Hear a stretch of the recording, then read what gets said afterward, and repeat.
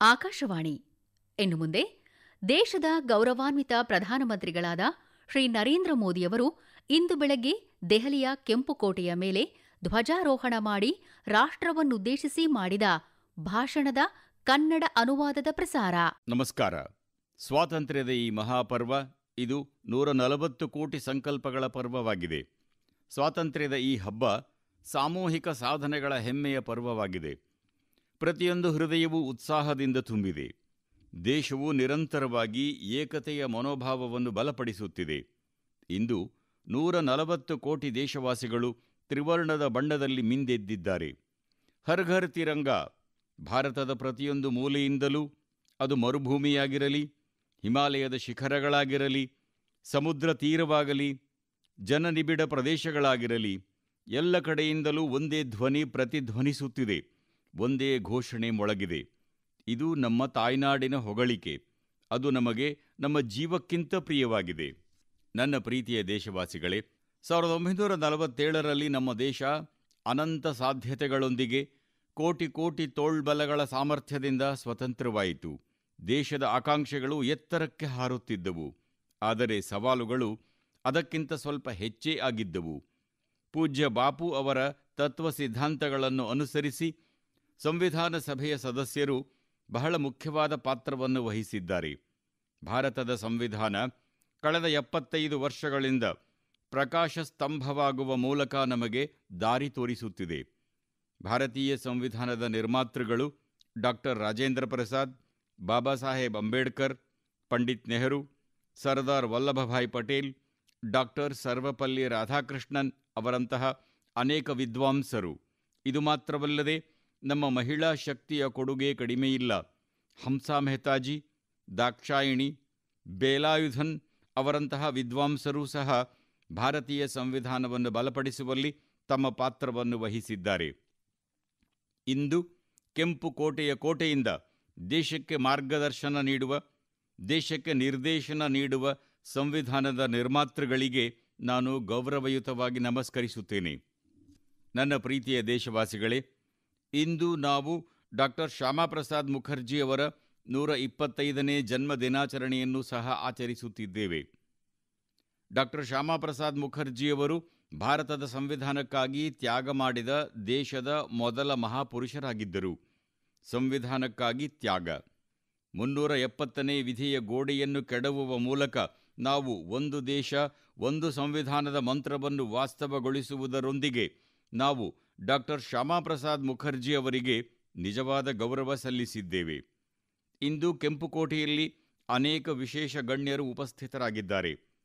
ದೂರದ ಹಳ್ಳಿಗಳಿಂದ ಬಂದ ಪಂಚಾಯತ್ ಸದಸ್ಯರು, ಡ್ರೋನ್ ದೀದಿಯ ಪ್ರತಿನಿಧಿಗಳು, ಲಖಪತಿ ದೀದಿಯ ಪ್ರತಿನಿಧಿಗಳು, ಕ್ರೀಡಾ ಪ್ರಪಂಚದ ಜನರು, ರಾಷ್ಟ್ರ ಮತ್ತು ಜೀವನಕ್ಕೆ ಕೊಡುಗೆ ನೀಡಿದ ಮಹಾನ್ ವ್ಯಕ್ತಿಗಳು ಇಲ್ಲಿ ಇದ್ದಾರೆ.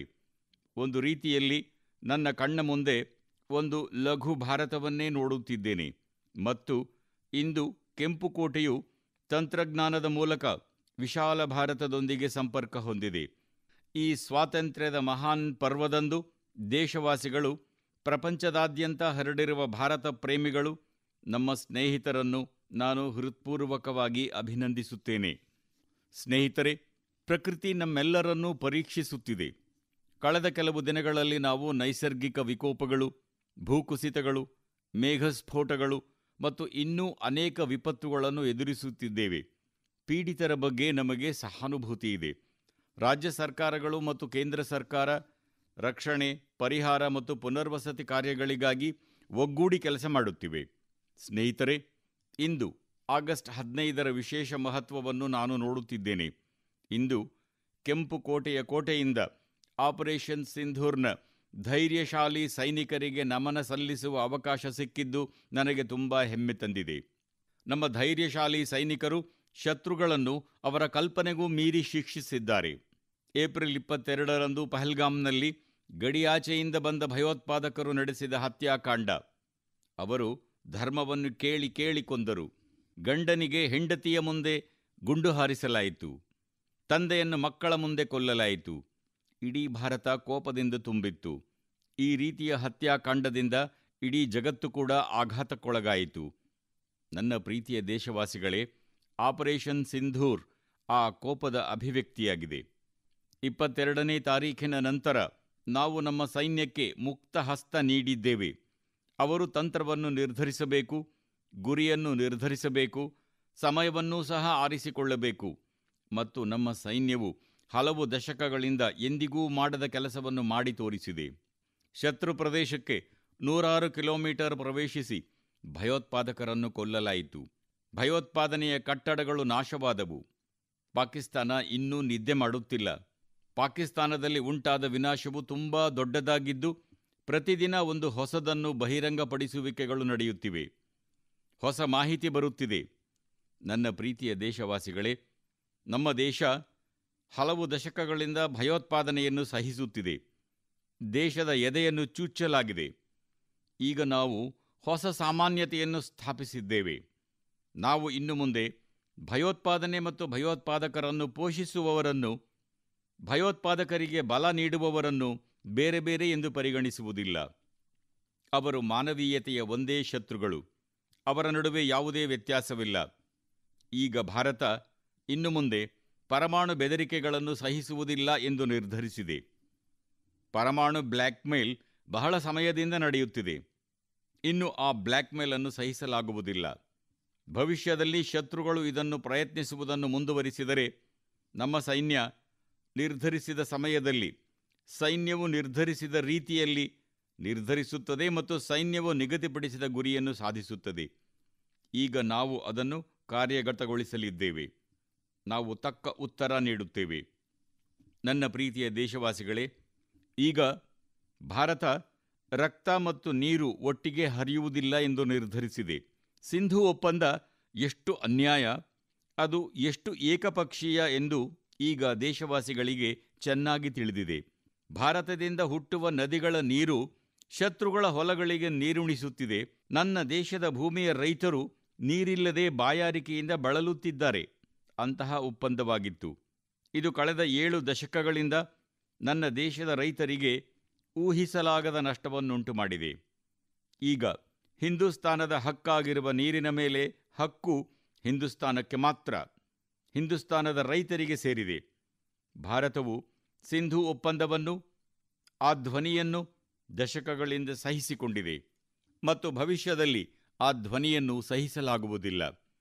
ರೈತರ ಹಿತದೃಷ್ಟಿಯಿಂದ, ರಾಷ್ಟ್ರದ ಹಿತದೃಷ್ಟಿಯಿಂದ ನಾವು ಈ ಒಪ್ಪಂದವನ್ನು ಸ್ವೀಕರಿಸುವುದಿಲ್ಲ.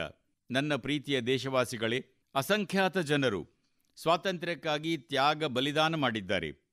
ಅವರು ತಮ್ಮ ಯೌವನವನ್ನು ಕಳೆದಿದ್ದಾರೆ. ಅವರು ತಮ್ಮ ಜೀವನವನ್ನು ಜೈಲುಗಳಲ್ಲಿ ಕಳೆದಿದ್ದಾರೆ. ಅವರನ್ನು ನೇಣುಗಂಬಕ್ಕೆ ನೇತು ಹಾಕಲಾಯಿತು. ಏನನ್ನಾದರೂ ತೆಗೆದುಕೊಳ್ಳಲು, ಪಡೆಯಲು ಅಥವಾ ಆಗಲು ಅಲ್ಲ, ಭಾರತ ಮಾತೆಯ ಸ್ವಾಭಿಮಾನಕ್ಕಾಗಿ, ಕೋಟ್ಯಂತರ ಜನರ ಸ್ವಾತಂತ್ರ್ಯಕ್ಕಾಗಿ, ಗುಲಾಮಗಿರಿಯ ಸರಪಳಿಗಳನ್ನು ಮುರಿಯಲು. ಮತ್ತು ಹೃದಯದಲ್ಲಿ ಒಂದೇ ಒಂದು ಭಾವನೆ ಇತ್ತು, ಸ್ವಾಭಿಮಾನ. ಸ್ನೇಹಿತರೆ, ಗುಲಾಮಗಿರಿಯು ನಮ್ಮನ್ನು ನಿರ್ಧನರನ್ನಾಗಿ ಮಾಡಿತು. ಗುಲಾಮಗಿರಿಯು ನಮ್ಮನ್ನು ಬಡವರನ್ನಾಗಿ ಮತ್ತು ಅವಲಂಬಿತರನ್ನಾಗಿ ಮಾಡಿತು. ಇತರರ ಮೇಲಿನ ನಮ್ಮ ಅವಲಂಬನೆ ಹೆಚ್ಚಾಗಿದೆ.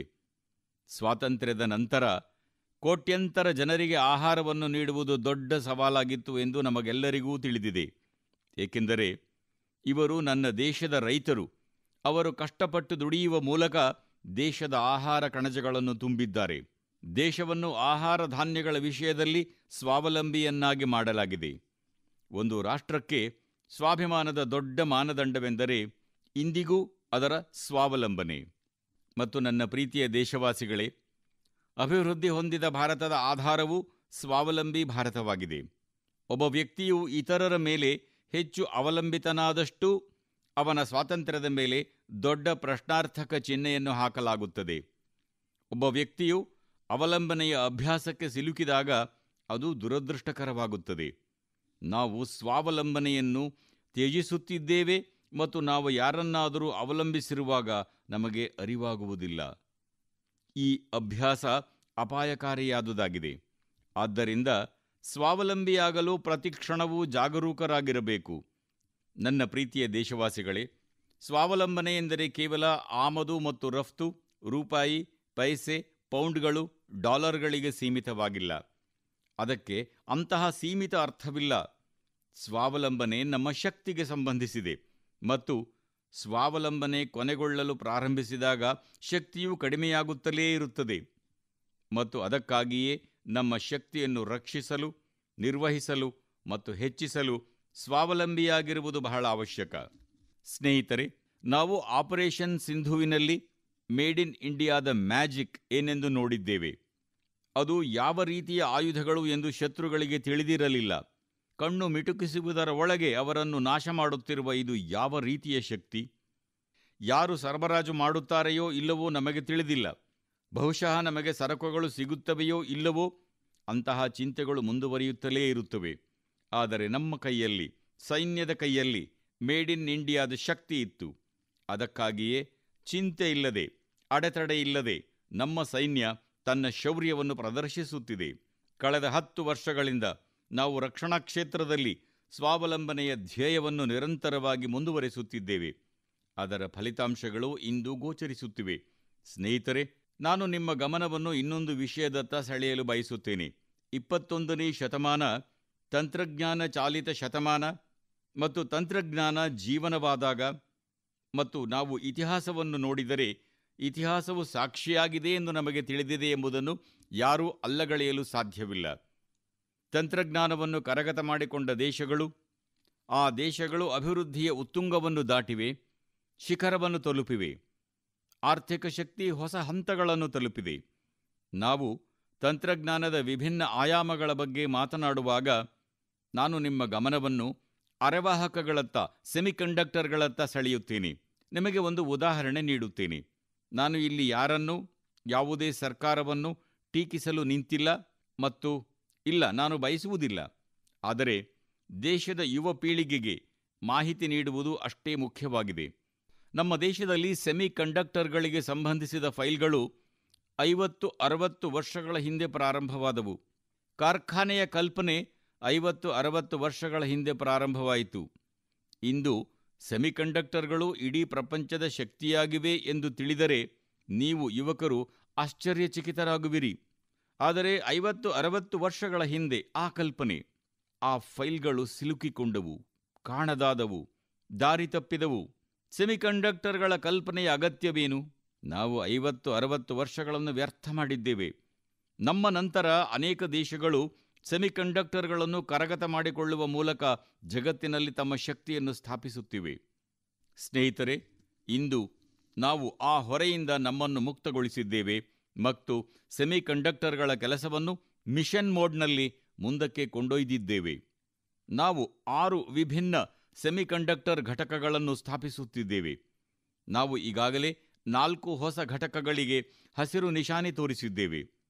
ಮತ್ತು ನನ್ನ ದೇಶವಾಸಿಗಳಿಗೆ, ವಿಶೇಷವಾಗಿ ಪ್ರಪಂಚದಾದ್ಯಂತದ ಭಾರತದ ತಂತ್ರಜ್ಞಾನದ ಶಕ್ತಿಯನ್ನು ಅರ್ಥ ಮಾಡಿಕೊಳ್ಳುವ ಯುವಕರು ಮತ್ತು ಜನರಿಗೆ ನಾನು ಹೇಳಲು ಬಯಸುತ್ತೇನೆ, ಈ ವರ್ಷದ ಅಂತ್ಯದ ವೇಳೆಗೆ ಭಾರತದಲ್ಲಿ ತಯಾರಿಸಿದ ಮೇಡ್ ಇನ್ ಇಂಡಿಯಾ, ಭಾರತದ ಜನರಿಂದ ತಯಾರಿಸಲ್ಪಟ್ಟ ಮೇಡ್ ಇನ್ ಇಂಡಿಯಾ ಚಿಪ್ಗಳು ಮಾರುಕಟ್ಟೆಯಲ್ಲಿ ಲಭ್ಯವಿರುತ್ತವೆ. ನಾನು ಇನ್ನೊಂದು ಉದಾಹರಣೆಯನ್ನು ನೀಡಲು ಬಯಸುತ್ತೇನೆ. ಈಗ ಇಂಧನ ಕ್ಷೇತ್ರದಲ್ಲಿ ನಾವು ಶಕ್ತಿಗಾಗಿ ಅನೇಕ ದೇಶಗಳನ್ನು ಅವಲಂಬಿಸಿರುತ್ತೇವೆ ಎಂದು ನಮಗೆಲ್ಲರಿಗೂ ತಿಳಿದಿದೆ. ಅದು ಪೆಟ್ರೋಲ್, ಡೀಸೆಲ್ ಅಥವಾ ಅನಿಲವಾಗಿರಬಹುದು. ಅದನ್ನು ಪಡೆಯಲು ನಾವು ಲಕ್ಷ ಕೋಟಿ ರೂಪಾಯಿಗಳನ್ನು ಖರ್ಚು ಮಾಡಬೇಕಾಗುತ್ತದೆ. ಈ ಬಿಕ್ಕಟ್ಟಿನಿಂದ ದೇಶವನ್ನು ಸ್ವಾವಲಂಬಿಯನ್ನಾಗಿ ಮಾಡುವುದು, ಇಂಧನ ಕ್ಷೇತ್ರದಲ್ಲಿ ಸ್ವಾವಲಂಬಿಯನ್ನಾಗಿ ಮಾಡುವುದು ಬಹಳ ಮುಖ್ಯವಾಗಿದೆ. ನಾವು ಸವಾಲನ್ನು ಸ್ವೀಕರಿಸಿದ್ದೇವೆ ಮತ್ತು ಇಂದು 11 ವರ್ಷಗಳಲ್ಲಿ ಸೌರಶಕ್ತಿ 30 ಪಟ್ಟು ಹೆಚ್ಚಾಗಿದೆ. ಜಲವಿದ್ಯುತ್ ವಿಸ್ತರಿಸಲು ಮತ್ತು ನಮಗೆ ಶುದ್ಧ ಶಕ್ತಿಯನ್ನು ಪಡೆಯಲು ನಾವು ಹೊಸ ಅಣೆಕಟ್ಟುಗಳನ್ನು ನಿರ್ಮಿಸುತ್ತಿದ್ದೇವೆ. ಭಾರತ ಇಂದು ಮಿಷನ್ ಗ್ರೀನ್ ಹೈಡ್ರೋಜನ್ ಅಡಿಯಲ್ಲಿ ಸಾವಿರಾರು ಕೋಟಿ ರೂಪಾಯಿಗಳನ್ನು ಹೂಡಿಕೆ ಮಾಡುತ್ತಿದೆ. ಭವಿಷ್ಯದ ಶಕ್ತಿಯನ್ನು ಗಮನದಲ್ಲಿಟ್ಟುಕೊಂಡು, ಇಂಧನ ಕ್ಷೇತ್ರಗಳನ್ನು ಗಮನದಲ್ಲಿಟ್ಟುಕೊಂಡು, ಪರಮಾಣು ಶಕ್ತಿಯ ಮೇಲೆ ಭಾರತವೂ ಸಹ ದೊಡ್ಡ ಉಪಕ್ರಮಗಳನ್ನು ತೆಗೆದುಕೊಳ್ಳುತ್ತಿದೆ. ಪರಮಾಣು ಶಕ್ತಿಯಲ್ಲಿ 10 ಹೊಸ ಪರಮಾಣು ರಿಯಾಕ್ಟರ್ಗಳು ವೇಗವಾಗಿ ಕಾರ್ಯನಿರ್ವಹಿಸುತ್ತಿವೆ. 2047ರ ವೇಳೆಗೆ ಅಭಿವೃದ್ಧಿ ಹೊಂದಿದ ಭಾರತವನ್ನು ನಿರ್ಮಿಸುವ ಗುರಿಯನ್ನು ನಾವು ಹೊಂದಿದ್ದೇವೆ. ದೇಶ ತನ್ನ ಸ್ವಾತಂತ್ರ್ಯದ 100 ವರ್ಷಗಳನ್ನು ಪೂರ್ಣಗೊಳಿಸಿದಾಗ ಪರಮಾಣು ವಿದ್ಯುತ್ ಸಾಮರ್ಥ್ಯವನ್ನು 10 ಪಟ್ಟು ಹೆಚ್ಚಿಸುವ ಸಂಕಲ್ಪದೊಂದಿಗೆ ನಾವು ಮುಂದುವರಿಯುತ್ತಿದ್ದೇವೆ. ನನ್ನ ಪ್ರೀತಿಯ ದೇಶವಾಸಿಗಳೇ, ಸುಧಾರಣೆಗಳು ನಿರಂತರ ಪ್ರಕ್ರಿಯೆಯಾಗಿವೆ. ಅಂದಿನ ಪರಿಸ್ಥಿತಿಗೆ ಅನುಗುಣವಾಗಿ ಸುಧಾರಣೆಗಳನ್ನು ಮಾಡಬೇಕಿದೆ. ಪರಮಾಣು ಇಂಧನ ಕ್ಷೇತ್ರದಲ್ಲಿ ನಾವು ಬಹಳ ದೊಡ್ಡ ಸುಧಾರಣೆಗಳನ್ನು ತಂದಿದ್ದೇವೆ. ಈಗ ನಾವು ಖಾಸಗಿ ವಲಯಕ್ಕೂ ಪರಮಾಣು ಶಕ್ತಿಯ ಬಾಗಿಲುಗಳನ್ನು ತೆರೆದಿದ್ದೇವೆ. ನಾವು ಶಕ್ತಿಯನ್ನು ಸೇರಿಸಲು ಬಯಸುತ್ತೇವೆ.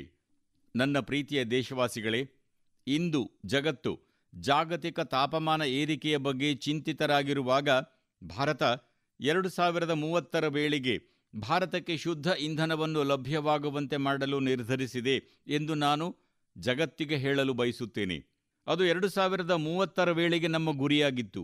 ನಮ್ಮ ದೇಶವಾಸಿಗಳ ಸಾಮರ್ಥ್ಯವನ್ನು ನೋಡಿ, ನನ್ನ ದೇಶವಾಸಿಗಳ ಸಂಕಲ್ಪವನ್ನು ನೋಡಿ, ಭಾರತವನ್ನು ಅಭಿವೃದ್ಧಿ ಹೊಂದಿದ ದೇಶವನ್ನಾಗಿ ಮಾಡುವ ತಮ್ಮ ಸಂಕಲ್ಪವನ್ನು ಪೂರೈಸಲು ನನ್ನ ದೇಶವಾಸಿಗಳ ಜನಾಂಗವನ್ನು ನೋಡಿ. 2030ರಲ್ಲಿ ನಾವು ನಿಗದಿಪಡಿಸಿದ್ದ 50% ಶುದ್ಧ ಇಂಧನದ ಗುರಿಯನ್ನು 2025ರಲ್ಲಿಯೇ ಸಾಧಿಸಿದ್ದೇವೆ. ನಾವು ಅದನ್ನು 5 ವರ್ಷ ಮೊದಲೇ ಸಾಧಿಸಿದ್ದೇವೆ. ಏಕೆಂದರೆ ನಾವು ಪ್ರಪಂಚದ ಬಗ್ಗೆ ಅಷ್ಟೇ ಸಂವೇದನಶೀಲರಾಗಿದ್ದೇವೆ. ಪ್ರಕೃತಿಯ ಬಗ್ಗೆ ನಾವು ಅಷ್ಟೇ ಜವಾಬ್ದಾರರು. ನನ್ನ ಪ್ರೀತಿಯ ದೇಶವಾಸಿಗಳೇ, ಬಜೆಟ್ನ ದೊಡ್ಡ ಭಾಗವನ್ನು ಪೆಟ್ರೋಲ್, ಡೀಸೆಲ್, ಅನಿಲ ತರಲು ಖರ್ಚು ಮಾಡಲಾಗುತ್ತದೆ. ಲಕ್ಷಾಂತರ ಕೋಟಿ ರೂಪಾಯಿಗಳನ್ನು ಖರ್ಚು ಮಾಡಲಾಗಿದೆ. ನಾವು ಶಕ್ತಿಯ ಮೇಲೆ ಅವಲಂಬಿತವಾಗಿಲ್ಲದಿದ್ದರೆ ಆ ಹಣವನ್ನು ನನ್ನ ದೇಶದ ಯುವಕರ ಭವಿಷ್ಯಕ್ಕಾಗಿ ಬಳಸಲಾಗುತ್ತಿತ್ತು. ಆ ಹಣವನ್ನು ನನ್ನ ದೇಶದ ಬಡವರು ಬಡತನದ ವಿರುದ್ಧ ಹೋರಾಡಲು ಸಹಾಯ ಮಾಡಲು ಬಳಸಲಾಗುತ್ತಿತ್ತು. ಆ ಹಣವನ್ನು ನನ್ನ ದೇಶದ ರೈತರ ಕಲ್ಯಾಣಕ್ಕಾಗಿ ಬಳಸಲಾಗುತ್ತಿತ್ತು. ಆ ಹಣವನ್ನು ನನ್ನ ದೇಶದ ಹಳ್ಳಿಗಳ ಪರಿಸ್ಥಿತಿಯನ್ನು ಬದಲಾಯಿಸಲು ಬಳಸಲಾಗುತ್ತಿತ್ತು. ಆದರೆ ನಾವು ಅದನ್ನು ವಿದೇಶಗಳಿಗೆ ನೀಡಬೇಕಾಗಿತ್ತು. ಈಗ ನಾವು ಸ್ವಾವಲಂಬಿಗಳಾಗುವತ್ತ ಕೆಲಸ ಮಾಡುತ್ತಿದ್ದೇವೆ. ದೇಶವನ್ನು ಅಭಿವೃದ್ಧಿಪಡಿಸಲು ನಾವು ಈಗ ಸಮುದ್ರ ಮಂಥನದತ್ತ ಸಾಗುತ್ತಿದ್ದೇವೆ. ನಮ್ಮ ಸಾಗರಗಳ ಮಂಥನವನ್ನು ಮುಂದುವರೆಸುತ್ತಾ ಸಮುದ್ರದ ಅಡಿಯಲ್ಲಿ ತೈಲ ನಿಕ್ಷೇಪಗಳು ಮತ್ತು ಅನಿಲ ನಿಕ್ಷೇಪಗಳನ್ನು ಕಂಡುಹಿಡಿಯುವತ್ತ ನಾವು ಮಿಷನ್ ಮೋಡ್ನಲ್ಲಿ ಕೆಲಸ ಮಾಡಲು ಬಯಸುತ್ತೇವೆ. ಅದಕ್ಕಾಗಿಯೇ ಭಾರತ ರಾಷ್ಟ್ರೀಯ ಆಳ ನೀರಿನ ಪರಿಶೋಧನಾ ಮಿಷನ್ ಅನ್ನು ಪ್ರಾರಂಭಿಸಲಿದೆ. ಇಂಧನ ಕ್ಷೇತ್ರದಲ್ಲಿ ಸ್ವತಂತ್ರರಾಗಲು ಇದು ನಮ್ಮ ಪ್ರಮುಖ ಘೋಷಣೆಯಾಗಿದೆ. ನನ್ನ ಪ್ರೀತಿಯ ದೇಶವಾಸಿಗಳೇ, ಇಂದು ಇಡೀ ಜಗತ್ತು ನಿರ್ಣಾಯಕ ಖನಿಜಗಳು, ಕ್ರಿಟಿಕಲ್ ಮಿನರಲ್ಸ್ ಬಗ್ಗೆ ಬಹಳ ಜಾಗರೂಕವಾಗಿದೆ. ಜನರು ಅದರ ಸಾಮರ್ಥ್ಯವನ್ನು ಚೆನ್ನಾಗಿ ಅರ್ಥ ಮಾಡಿಕೊಳ್ಳಲು ಪ್ರಾರಂಭಿಸಿದ್ದಾರೆ. ನಿನ್ನೆಯವರೆಗೆ ಹೆಚ್ಚು ಗಮನ ನೀಡದಿರುವುದು ಇಂದು ಕೇಂದ್ರ ಹಂತದಲ್ಲಿದೆ. ಕ್ರಿಟಿಕಲ್ ಮಿನರಲ್ಸ್ಗಳಲ್ಲಿ ಸ್ವಾವಲಂಬನೆ ನಮಗೂ ಬಹಳ ಅವಶ್ಯಕ. ಅದು ಇಂಧನ ವಲಯ, ಕೈಗಾರಿಕಾ ವಲಯ, ರಕ್ಷಣಾ ವಲಯ, ತಂತ್ರಜ್ಞಾನದ ಪ್ರತಿಯೊಂದು ಕ್ಷೇತ್ರವಾಗಿರಲಿ. ಇಂದು ನಿರ್ಣಾಯಕ ಖನಿಜಗಳು ತಂತ್ರಜ್ಞಾನದಲ್ಲಿ ಬಹಳ ಮುಖ್ಯವಾದ ಪಾತ್ರವನ್ನು ವಹಿಸುತ್ತವೆ ಮತ್ತು ಅದಕ್ಕಾಗಿಯೇ ನಾವು ನ್ಯಾಷನಲ್ ಕ್ರಿಟಿಕಲ್ ಮಿಷನ್, ರಾಷ್ಟ್ರೀಯ ನಿರ್ಣಾಯಕ ಮಿಷನ್ ಅನ್ನು ಪ್ರಾರಂಭಿಸಿದ್ದೇವೆ. 1200ಕ್ಕೂ ಹೆಚ್ಚು ಸ್ಥಳಗಳಲ್ಲಿ ಪರಿಶೋಧನಾ ಅಭಿಯಾನಗಳು ನಡೆಯುತ್ತಿವೆ ಮತ್ತು ಕ್ರಿಟಿಕಲ್ ಮಿನರಲ್ಸ್ಗಳಲ್ಲಿಯೂ ಸ್ವಾವಲಂಬಿಯಾಗುವ ದಿಕ್ಕಿನಲ್ಲಿ ನಾವು ಮುಂದುವರಿಯುತ್ತಿದ್ದೇವೆ. ನನ್ನ ಪ್ರೀತಿಯ ದೇಶವಾಸಿಗಳೇ, ದೇಶದ ಪ್ರತಿಯೊಬ್ಬ ನಾಗರಿಕರೂ ಬಾಹ್ಯಾಕಾಶ ಕ್ಷೇತ್ರದ ಅದ್ಭುತಗಳನ್ನು ನೋಡುತ್ತಿದ್ದಾರೆ. ನನಗೆ ಹೆಮ್ಮೆಯಿದೆ ಮತ್ತು ನಮ್ಮ ಗ್ರೂಪ್ ಕ್ಯಾಪ್ಟನ್ ಶುಭಾಂಶು ಶುಕ್ಲಾ ಬಾಹ್ಯಾಕಾಶ ಕೇಂದ್ರದಿಂದ ಹಿಂದಿರುಗುತ್ತಾರೆ ಮತ್ತು ಅವರು ಮುಂಬರುವ ದಿನಗಳಲ್ಲಿ ಭಾರತಕ್ಕೂ ಬರುತ್ತಿದ್ದಾರೆ ಮತ್ತು ನಾವು ನಮ್ಮ ಸ್ವಂತ ಶಕ್ತಿಯಿಂದ ಬಾಹ್ಯಾಕಾಶದಲ್ಲಿ ಸ್ವಾವಲಂಬಿ ಭಾರತ ಗಗನಯಾನಕ್ಕೆ ಸಿದ್ಧತೆ ನಡೆಸುತ್ತಿದ್ದೇವೆ. ನಮ್ಮ ಸ್ವಂತ ಶಕ್ತಿಯಿಂದ ನಮ್ಮ ಸ್ವಂತ ಬಾಹ್ಯಾಕಾಶ ನಿಲ್ದಾಣವನ್ನು ನಿರ್ಮಿಸುವತ್ತ ನಾವು ಕೆಲಸ ಮಾಡುತ್ತಿದ್ದೇವೆ. ಈಗ ಇತ್ತೀಚೆಗೆ ಬಾಹ್ಯಾಕಾಶದಲ್ಲಿ ಮಾಡಲಾದ ಸುಧಾರಣೆಗಳ ಬಗ್ಗೆ ನನಗೆ ತುಂಬ ಹೆಮ್ಮೆಯಿದೆ. ನನ್ನ ದೇಶದ 300ಕ್ಕೂ ಹೆಚ್ಚು ಸ್ಟಾರ್ಟಪ್ಗಳು ಈಗ ಬಾಹ್ಯಾಕಾಶ ವಲಯದಲ್ಲಿ ಮಾತ್ರ ಕಾರ್ಯನಿರ್ವಹಿಸುತ್ತಿವೆ. ಸಾವಿರಾರು ಯುವಕರು ಆ 300 ಸ್ಟಾರ್ಟಪ್ಗಳಲ್ಲಿ ಪೂರ್ಣ ಶಕ್ತಿಯಿಂದ ತೊಡಗಿಸಿಕೊಂಡಿದ್ದಾರೆ. ಇದು ನನ್ನ ದೇಶದ ಯುವಕರ ಶಕ್ತಿ ಮತ್ತು ನಮ್ಮ ದೇಶದ ಯುವಕರ ಮೇಲಿನ ನಮ್ಮ ನಂಬಿಕೆ.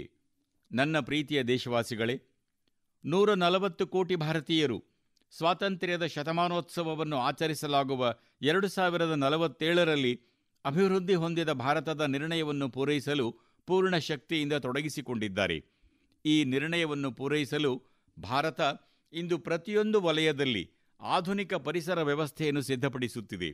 ಮತ್ತು ಆಧುನಿಕ ಪರಿಸರ ವ್ಯವಸ್ಥೆಯು ನಮ್ಮ ದೇಶವನ್ನು ಪ್ರತಿಯೊಂದು ಕ್ಷೇತ್ರದಲ್ಲೂ ಸ್ವಾವಲಂಬಿಯನ್ನಾಗಿ ಮಾಡುತ್ತದೆ. ಇಂದು ಕೆಂಪುಕೋಟೆಯ ಈ ವೇದಿಕೆಯಿಂದ ನನ್ನ ದೇಶದ ಯುವ ವಿಜ್ಞಾನಿಗಳು, ನನ್ನ ಪ್ರತಿಭಾನ್ವಿತ ಯುವಕರು, ನನ್ನ ಇಂಜಿನಿಯರ್ಗಳು, ಪ್ರತಿಯೊಬ್ಬ ವೃತ್ತಿಪರರು, ಸರ್ಕಾರದ ಪ್ರತಿಯೊಂದು ಇಲಾಖೆಗೆ ನಾನು ಮನವಿ ಮಾಡುತ್ತೇನೆ. ನಮ್ಮ ಮೇಡ್ ಇನ್ ಇಂಡಿಯಾ ಫೈಟರ್ ಜೆಟ್ಗಳಿಗೆ ನಮ್ಮದೇ ಆದ ಜೆಟ್ ಇಂಜಿನ್ಗಳು ಬೇಕೇ ಅಥವಾ ಬೇಡವೇ? ನಾವು ಔಷಧ ಕ್ಷೇತ್ರದಲ್ಲಿ ನಮ್ಮದೇ ಆದ ವರ್ಗವೆಂದು ಪರಿಗಣಿಸಲ್ಪಡುತ್ತೇವೆ. ಲಸಿಕೆಗಳಲ್ಲಿ ನಾವು ಹೊಸ ಸಾಧನೆಗಳನ್ನು ಸಾಬೀತುಪಡಿಸುತ್ತೇವೆ. ಆದರೆ ಸಂಶೋಧನೆ ಮತ್ತು ಅಭಿವೃದ್ಧಿಗೆ ಹೆಚ್ಚಿನ ಶಕ್ತಿಯನ್ನು ವ್ಯಯಿಸುವುದು ಇಂದಿನ ಅಗತ್ಯವಲ್ಲವೇ? ನಮಗೆ ನಮ್ಮದೇ ಆದ ಪೇಟೆಂಟ್ಗಳು ಇರಬೇಕು. ಮಾನವ ಕುಲದ ಕಲ್ಯಾಣಕ್ಕಾಗಿ ನಾವು ತಯಾರಿಸಿದ ಅಗ್ಗದ ಮತ್ತು ಅತ್ಯಂತ ಪರಿಣಾಮಕಾರಿ ಔಷಧಿಗಳನ್ನು ನಾವು ಸಂಶೋಧಿಸಬೇಕು. ಪ್ರತಿಯೊಂದು ಬಿಕ್ಕಟ್ಟಿನಲ್ಲಿಯೂ ಯಾವುದೇ ಅಡ್ಡ ಪರಿಣಾಮಗಳಿಲ್ಲದೆ ಅವು ಮಾನವ ಕುಲದ ಕಲ್ಯಾಣಕ್ಕೆ ಉಪಯುಕ್ತವಾಗಬೇಕು. ಭಾರತ ಸರ್ಕಾರ ಬಯೋ 3 ನೀತಿಯನ್ನು ಮಾಡಿದೆ. ನಾನು ದೇಶದ ಯುವಕರಿಗೆ ಬಯೋ 3 ನೀತಿಯನ್ನು ಅಧ್ಯಯನ ಮಾಡಲು ಈಗಲೇ ಒಂದು ಹೆಜ್ಜೆ ಇಡಲು ಹೇಳುತ್ತೇನೆ. ದೇಶದ ಭವಿಷ್ಯವನ್ನು ಬದಲಾಯಿಸಬೇಕಾಗಿದೆ. ನಿಮ್ಮ ಸಹಕಾರ ಅಗತ್ಯವಿದೆ. ನನ್ನ ಪ್ರೀತಿಯ ದೇಶವಾಸಿಗಳೇ, ಇಂದಿನದ್ದು IT ಯುಗ. ಡೇಟಾದ ಶಕ್ತಿ ಇದೆ. ಇದು ಸಮಯದ ಅಗತ್ಯವಲ್ಲವೇ? ಆಪರೇಟಿಂಗ್ ಸಿಸ್ಟಮ್ನಿಂದ ಸೈಬರ್ ಭದ್ರತೆಯವರೆಗೆ, ಆಳವಾದ ತಂತ್ರಜ್ಞಾನದಿಂದ ಕೃತಕ ಬುದ್ಧಿಮತ್ತೆಯವರೆಗೆ ಎಲ್ಲವೂ ನಮ್ಮದೇ ಆಗಿರಬೇಕು. ನಮ್ಮ ಸ್ವಂತ ಜನರ ಶಕ್ತಿ ಅದರ ಮೇಲೆ ಒಟ್ಟುಗೂಡಿದೆ. ಅವರ ಶಕ್ತಿಯನ್ನು ಜಗತ್ತಿಗೆ ಪರಿಚಯಿಸಿರಿ. ಸ್ನೇಹಿತರೆ, ಇಂದು ನಾವು ವಿಶ್ವದ ವೇದಿಕೆಗಳಲ್ಲಿ ಕೆಲಸ ಮಾಡುತ್ತಿದ್ದೇವೆ. ಅದು ಸಾಮಾಜಿಕ ಮಾಧ್ಯಮ ಅಥವಾ ಇತರ ವೇದಿಕೆಗಳಾಗಿರಬಹುದು. ನಮ್ಮ UPI ವೇದಿಕೆಯು ಇಂದು ಜಗತ್ತನ್ನು ಅಚ್ಚರಿಗೊಳಿಸುತ್ತಿದೆ ಎಂದು ನಾವು ಜಗತ್ತಿಗೆ ತೋರಿಸಿದ್ದೇವೆ. ನಮಗೆ ಶಕ್ತಿ ಇದೆ. ಭಾರತ ಮಾತ್ರ UPI ಮೂಲಕ 50% ನೈಜ ಸಮಯದ ವಹಿವಾಟುಗಳನ್ನು ಮಾಡುತ್ತದೆ. ಇದರರ್ಥ ಶಕ್ತಿ ಇದೆ. ಅದು ಸೃಜನಶೀಲ ಜಗತ್ತಾಗಿರಲಿ, ಸಾಮಾಜಿಕ ಮಾಧ್ಯಮವಾಗಿರಲಿ ಅಥವಾ ಇನ್ಯಾವುದೇ ವೇದಿಕೆಗಳಾಗಿರಲಿ. ನನ್ನ ದೇಶದ ಯುವಕರಿಗೆ ನಾನು ಸವಾಲು ಹಾಕುತ್ತೇನೆ, ಬನ್ನಿ, ನಮಗೆ ನಮ್ಮದೇ ಆದ ವೇದಿಕೆಗಳು ಏಕೆ ಇಲ್ಲ? ನಾವು ಇತರರನ್ನು ಏಕೆ ಅವಲಂಬಿಸಬೇಕು? ಭಾರತದ ಸಂಪತ್ತು ವಿದೇಶಕ್ಕೆ ಏಕೆ ಹೋಗಬೇಕು? ಮತ್ತು ನಿಮ್ಮ ಶಕ್ತಿಯ ಮೇಲೆ ನನಗೆ ನಂಬಿಕೆ ಇದೆ. ನನ್ನ ಪ್ರೀತಿಯ ದೇಶವಾಸಿಗಳೇ, ನಾವು ಇಂಧನ ಕ್ಷೇತ್ರದಲ್ಲಿ ಅವಲಂಬಿತರಾಗಿರುವಂತೆಯೇ ರಸಗೊಬ್ಬರಗಳಲ್ಲಿಯೂ ನಾವು ಜಗತ್ತನ್ನು ಅವಲಂಬಿಸಬೇಕಾಗಿರುವುದು ದೇಶದ ದುರದೃಷ್ಟ. ನನ್ನ ದೇಶದ ರೈತರು ರಸಗೊಬ್ಬರಗಳನ್ನು ಸರಿಯಾಗಿ ಬಳಸುವ ಮೂಲಕ ಭೂಮಿ ತಾಯಿಗೆ ಸೇವೆ ಸಲ್ಲಿಸಬಹುದು. ನಮ್ಮ ಅನಿಯಂತ್ರಿತ ಬಳಕೆಯಿಂದ ನಾವು ಭೂಮಿ ತಾಯಿಗೆ ಬಹಳಷ್ಟು ಹಾನಿಯನ್ನುಂಟು ಮಾಡುತ್ತಿದ್ದೇವೆ.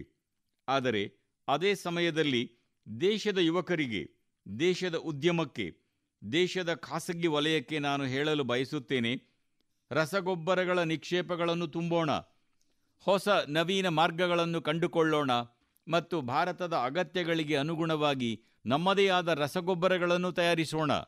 ನಾವು ಇತರರನ್ನು ಅವಲಂಬಿಸಬಾರದು. ಸ್ನೇಹಿತರೆ, ಮುಂಬರುವ ಯುಗವು ವಿದ್ಯುತ್ ಚಾಲಿತ ವಾಹನಗಳದ್ದಾಗಿದೆ. ಈಗ ನಾವು ವಿದ್ಯುತ್ ಚಾಲಿತ ವಾಹನಗಳ ಬ್ಯಾಟರಿಗಳನ್ನು ತಯಾರಿಸುವುದಿಲ್ಲವೇ? ನಾವು ಅವಲಂಬಿತರಾಗುತ್ತೇವೆ. ಸೌರ ಫಲಕಗಳ ಬಗ್ಗೆ ಮಾತನಾಡೋಣ. ವಿದ್ಯುತ್ ವಾಹನಗಳಿಗೆ ಅಗತ್ಯವಿರುವ ಎಲ್ಲ ವಸ್ತುಗಳು ನಮ್ಮದಾಗಬೇಕು. ಸ್ನೇಹಿತರೆ, ನಾನು ಇದನ್ನು ಹೇಳಲು ಧೈರ್ಯ ಮಾಡುತ್ತೇನೆ. ಏಕೆಂದರೆ ನನಗೆ ದೇಶದ ಯುವಕರ ಸಾಮರ್ಥ್ಯಗಳಲ್ಲಿ ನಂಬಿಕೆ ಇದೆ. ಮತ್ತು ನಂಬಿಕೆ ಅವರು ನನ್ನ ದೇಶದ ಯುವಕರು ಎಂಬ ಕಾರಣದಿಂದಾಗಿ ಮಾತ್ರವಲ್ಲ. ಕೋವಿಡ್ ಸಮಯದಲ್ಲಿ ನಾವು ಅನೇಕ ವಿಷಯಗಳ ಮೇಲೆ ಅವಲಂಬಿತರಾಗಿದ್ದೇವೆ. ನಮ್ಮ ದೇಶದ ಯುವಕರಿಗೆ ನಮ್ಮದೇ ಆದ ಲಸಿಕೆ ಬೇಕು ಎಂದು ಹೇಳಿದಾಗ ದೇಶ ಅದನ್ನು ಮಾಡಿತು. ಕೋವಿನ್ ವೇದಿಕೆ ನಮ್ಮದೇ ಆಗಿರಬೇಕು. ದೇಶವು ಅದನ್ನು ಮಾಡಿತು. ನಾವು ಕೋಟ್ಯಂತರ ಜನರ ಜೀವಗಳನ್ನು ಉಳಿಸುವ ಕೆಲಸವನ್ನು ಮಾಡಿದ್ದೇವೆ. ಅದೇ ಮನೋಭಾವ, ಅದೇ ಉತ್ಸಾಹ ಜೀವನದ ಪ್ರತಿಯೊಂದು ಕ್ಷೇತ್ರದಲ್ಲೂ ಸ್ವಾವಲಂಬಿಯಾಗಲು ನಾವು ನಮ್ಮೆಲ್ಲವನ್ನೂ ನೀಡಬೇಕು. ನಾವು ನಮ್ಮ ಅತ್ಯುತ್ತಮ ಪ್ರಯತ್ನ ಮಾಡಬೇಕು. ಸ್ನೇಹಿತರೆ, ಕಳೆದ 11 ವರ್ಷಗಳಿಂದ ನಾವು ಉದ್ಯಮಶೀಲತೆಯ ಮೇಲೆ ಕೆಲಸ ಮಾಡುತ್ತಿದ್ದೇವೆ. ಇಂದು ಲಕ್ಷಾವಧಿ ಸ್ಟಾರ್ಟಪ್ಗಳು ಟೈರ್ 2 ಮತ್ತು ಟೈರ್ 3 ನಗರಗಳಲ್ಲಿ ದೇಶದ ಔದ್ಯಮಿಕತೆಗೆ, ನಾವೀನ್ಯತೆಗಳಿಗೆ ಶಕ್ತಿ ತುಂಬುತ್ತಿವೆ.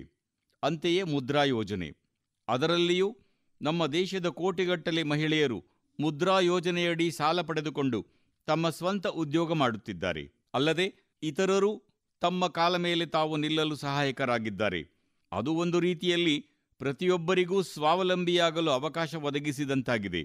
ಸ್ನೇಹಿತರೆ, ನಮಗೆ ಅದರ ಅರಿವೇ ಇರಲಿಲ್ಲ. ಕಳೆದ 10 ವರ್ಷಗಳಲ್ಲಿ ಮಹಿಳಾ ಸ್ವಸಂಘಗಳು ತಮ್ಮ ಸಾಮರ್ಥ್ಯದಡಿಯಲ್ಲಿ ಅಸಾಮಾನ್ಯ ಕಾರ್ಯ ಮಾಡಿ ತೋರಿಸಿವೆ. ಇಂದು ಅವರ ಉತ್ಪಾದನೆಗಳು ವಿಶ್ವದ ಮಾರುಕಟ್ಟೆಯಲ್ಲಿ ಸಾಗಲಾರಂಭಿಸಿವೆ. ಕೋಟ್ಯಂತರ ರೂಪಾಯಿಗಳ ವ್ಯವಹಾರ ನಮ್ಮ ಮಹಿಳಾ ಸಂಘಗಳು ಮಾಡುತ್ತಿವೆ. ನಾನೊಮ್ಮೆ ಮನ್ ಕಿ ಬಾತ್ನಲ್ಲಿ ಆಟಿಕೆಗಳ ಬಗ್ಗೆ ಮಾತನಾಡಿದ್ದೆ. ನಾವು ಕೋಟಿಗಟ್ಟಲೆ ಬೆಲೆ ತೆತ್ತು ಆಟಿಕೆಗಳನ್ನು ವಿದೇಶಗಳಿಂದ ತರುತ್ತಿದ್ದೆವು. ನನ್ನ ಯುವ ಮಿತ್ರರಿಗೆ ನಾನೊಂದು ಆಹ್ವಾನ ನೀಡಿದೆ. ನಾವು ಆಟಿಕೆಗಳನ್ನು ತಯಾರಿಸಬಲ್ಲೆವು ಎಂದು ಕರೆ ಕೊಟ್ಟೆ. ಇಂದು ನಾವು ಕೋಟ್ಯಂತರ ರೂಪಾಯಿಗಳ ಆಟಿಕೆಗಳನ್ನು ವಿದೇಶಗಳಿಗೆ ರಫ್ತು ಮಾಡುತ್ತಿದ್ದೇವೆ. ಅಂದರೆ ರಾಷ್ಟ್ರದ ಸಾಮರ್ಥ್ಯಕ್ಕೆ ಎಲ್ಲ ರೀತಿಯ ಅವಕಾಶಗಳು ಸಿಗಬೇಕು, ಎಲ್ಲ ಪ್ರತಿಬಂಧಗಳಿಂದ ಮುಕ್ತಿ ಸಿಗಬೇಕು, ಅದನ್ನು ಸರ್ವಾಧಿಕವಾಗಿಸಲು ಪ್ರೇರೇಪಿಸಬೇಕು. ರಾಷ್ಟ್ರ ಮಾಡಬಹುದಾಗಿದೆ. ನಿಮ್ಮ ನಾವೀನ್ಯಪೂರ್ಣ ಕಲ್ಪನೆಗಳಿಂದ ಇದು ಸಾಧ್ಯ. ಮಿತ್ರರೇ, ನಿಮ್ಮ ಸಕಾರಾತ್ಮಕ ಕಲ್ಪನೆಗಳನ್ನು ಸಾಯಗೊಡಬೇಡಿ. ಇಂದಿನ ನಿಮ್ಮ ಕಲ್ಪನೆ ಮುಂಬರುವ ಪೀಳಿಗೆಯ ಜೀವನ ರೂಪಿಸಬಹುದಾಗಿದೆ. ನಾನು ನಿಮ್ಮೊಂದಿಗಿದ್ದೇನೆ. ನಿಮ್ಮೊಂದಿಗೆ ಕೆಲಸ ಮಾಡಲು ನಾನು ತಯಾರಾಗಿದ್ದೇನೆ. ನಿಮ್ಮ ಜೊತೆಗಾರನಾಗಿ ಕೆಲಸ ಮಾಡಲು ನಾನು ತಯಾರಾಗಿದ್ದೇನೆ. ಬನ್ನಿ, ಸಾಮರ್ಥ್ಯ ಒಗ್ಗೂಡಿಸಿ ಕಾರ್ಯಾರಂಭ ಮಾಡಿರಿ.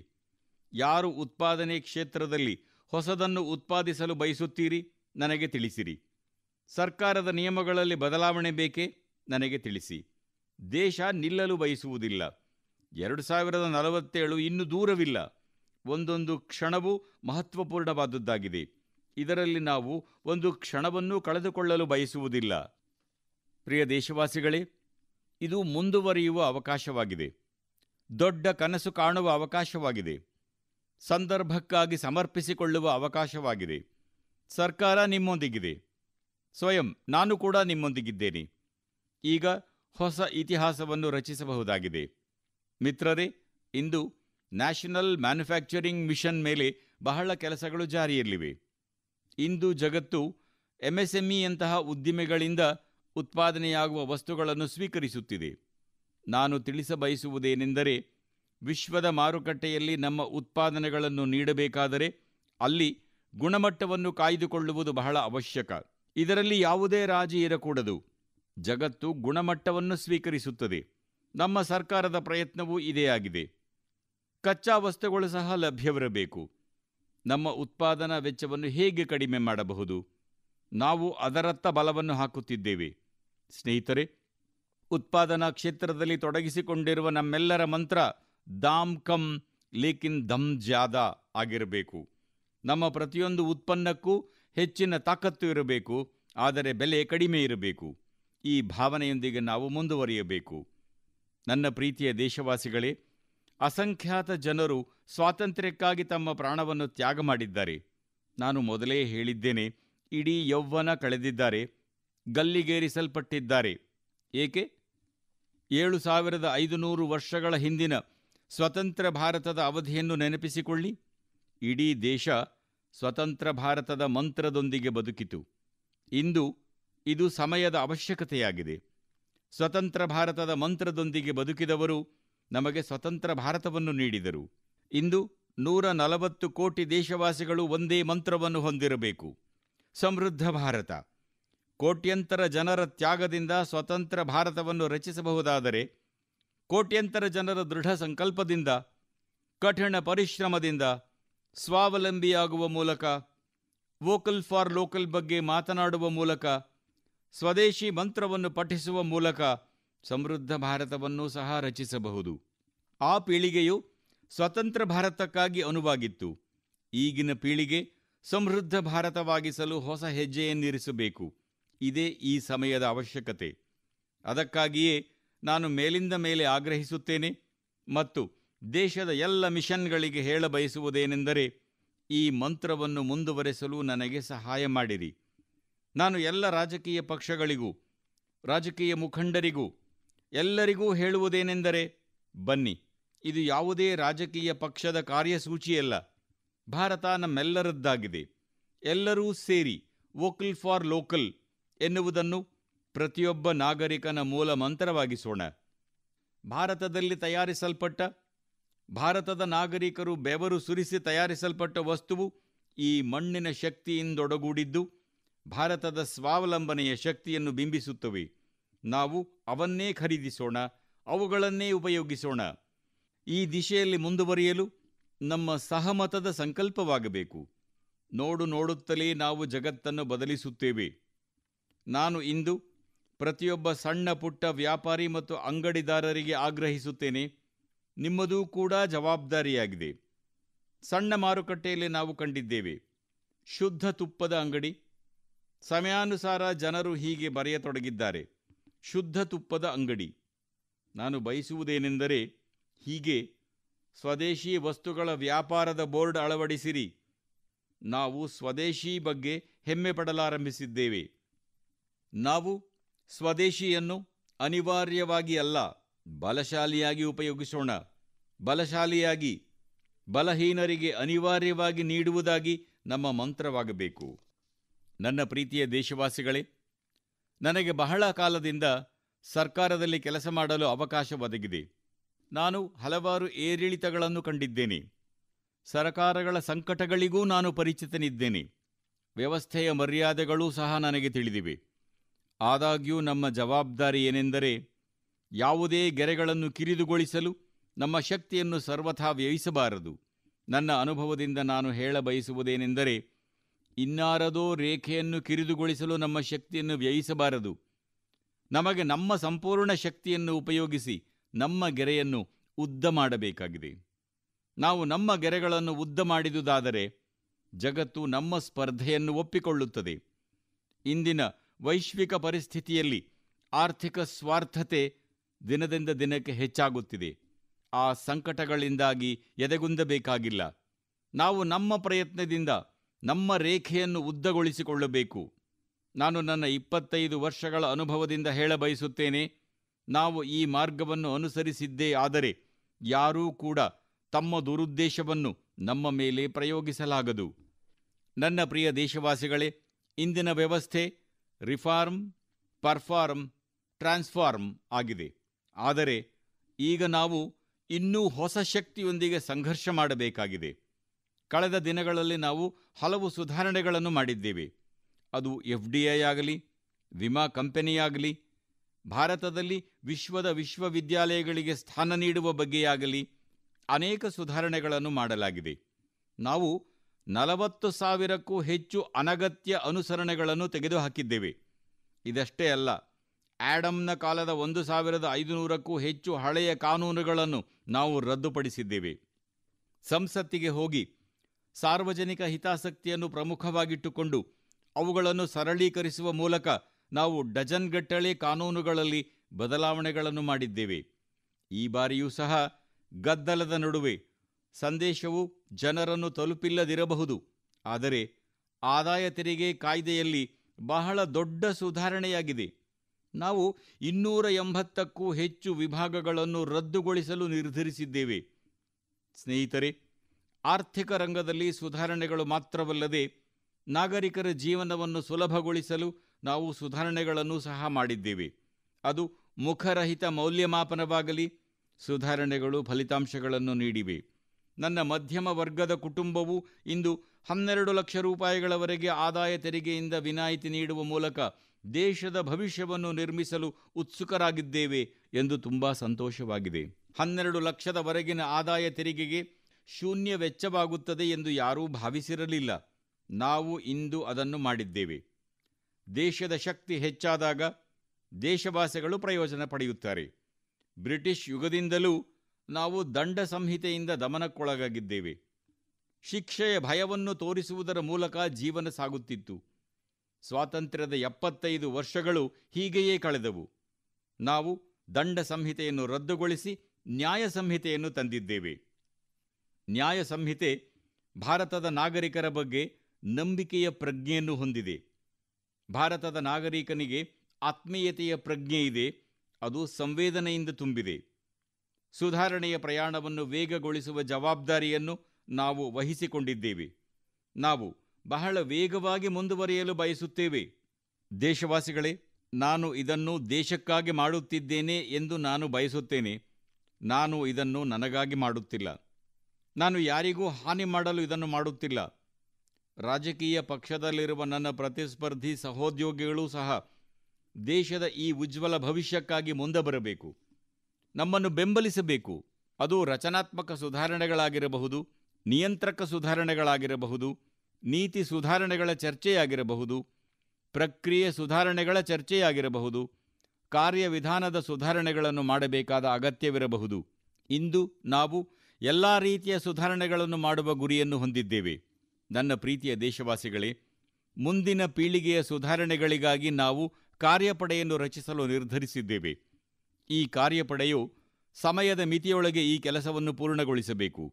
2047ರಲ್ಲಿ ಭಾರತವನ್ನು 21ನೇ ಶತಮಾನಕ್ಕೆ ಸೂಕ್ತವಾದ, ಜಾಗತಿಕ ಪರಿಸರಕ್ಕೆ ಸೂಕ್ತವಾದ, ಅಭಿವೃದ್ಧಿ ಹೊಂದಿದ ರಾಷ್ಟ್ರವನ್ನಾಗಿ ಮಾಡುವ ಸಂದರ್ಭದಲ್ಲಿ ಪ್ರಸ್ತುತ ನಿಯಮಗಳು, ಕಾನೂನುಗಳು, ನೀತಿಗಳು, ಅಭ್ಯಾಸಗಳನ್ನು ಹೊಸದಾಗಿ ಸಿದ್ಧಪಡಿಸಬೇಕು. ಈ ಕಾರ್ಯಪಡೆಯನ್ನು ಸಮಯದ ಮಿತಿಯೊಳಗೆ ತನ್ನ ಕೆಲಸವನ್ನು ಪೂರ್ಣಗೊಳಿಸಲು ರಚಿಸಲಾಗಿದೆ. ಸ್ನೇಹಿತರೆ, ಈ ಸುಧಾರಣೆಗಳಿಂದಾಗಿ ತಮ್ಮ ಭವಿಷ್ಯವನ್ನು ರೂಪಿಸಿಕೊಳ್ಳಲು ಬಯಸುವ ಹೊಸ ಜನರಿಗೆ ಧೈರ್ಯ ಬರುತ್ತದೆ.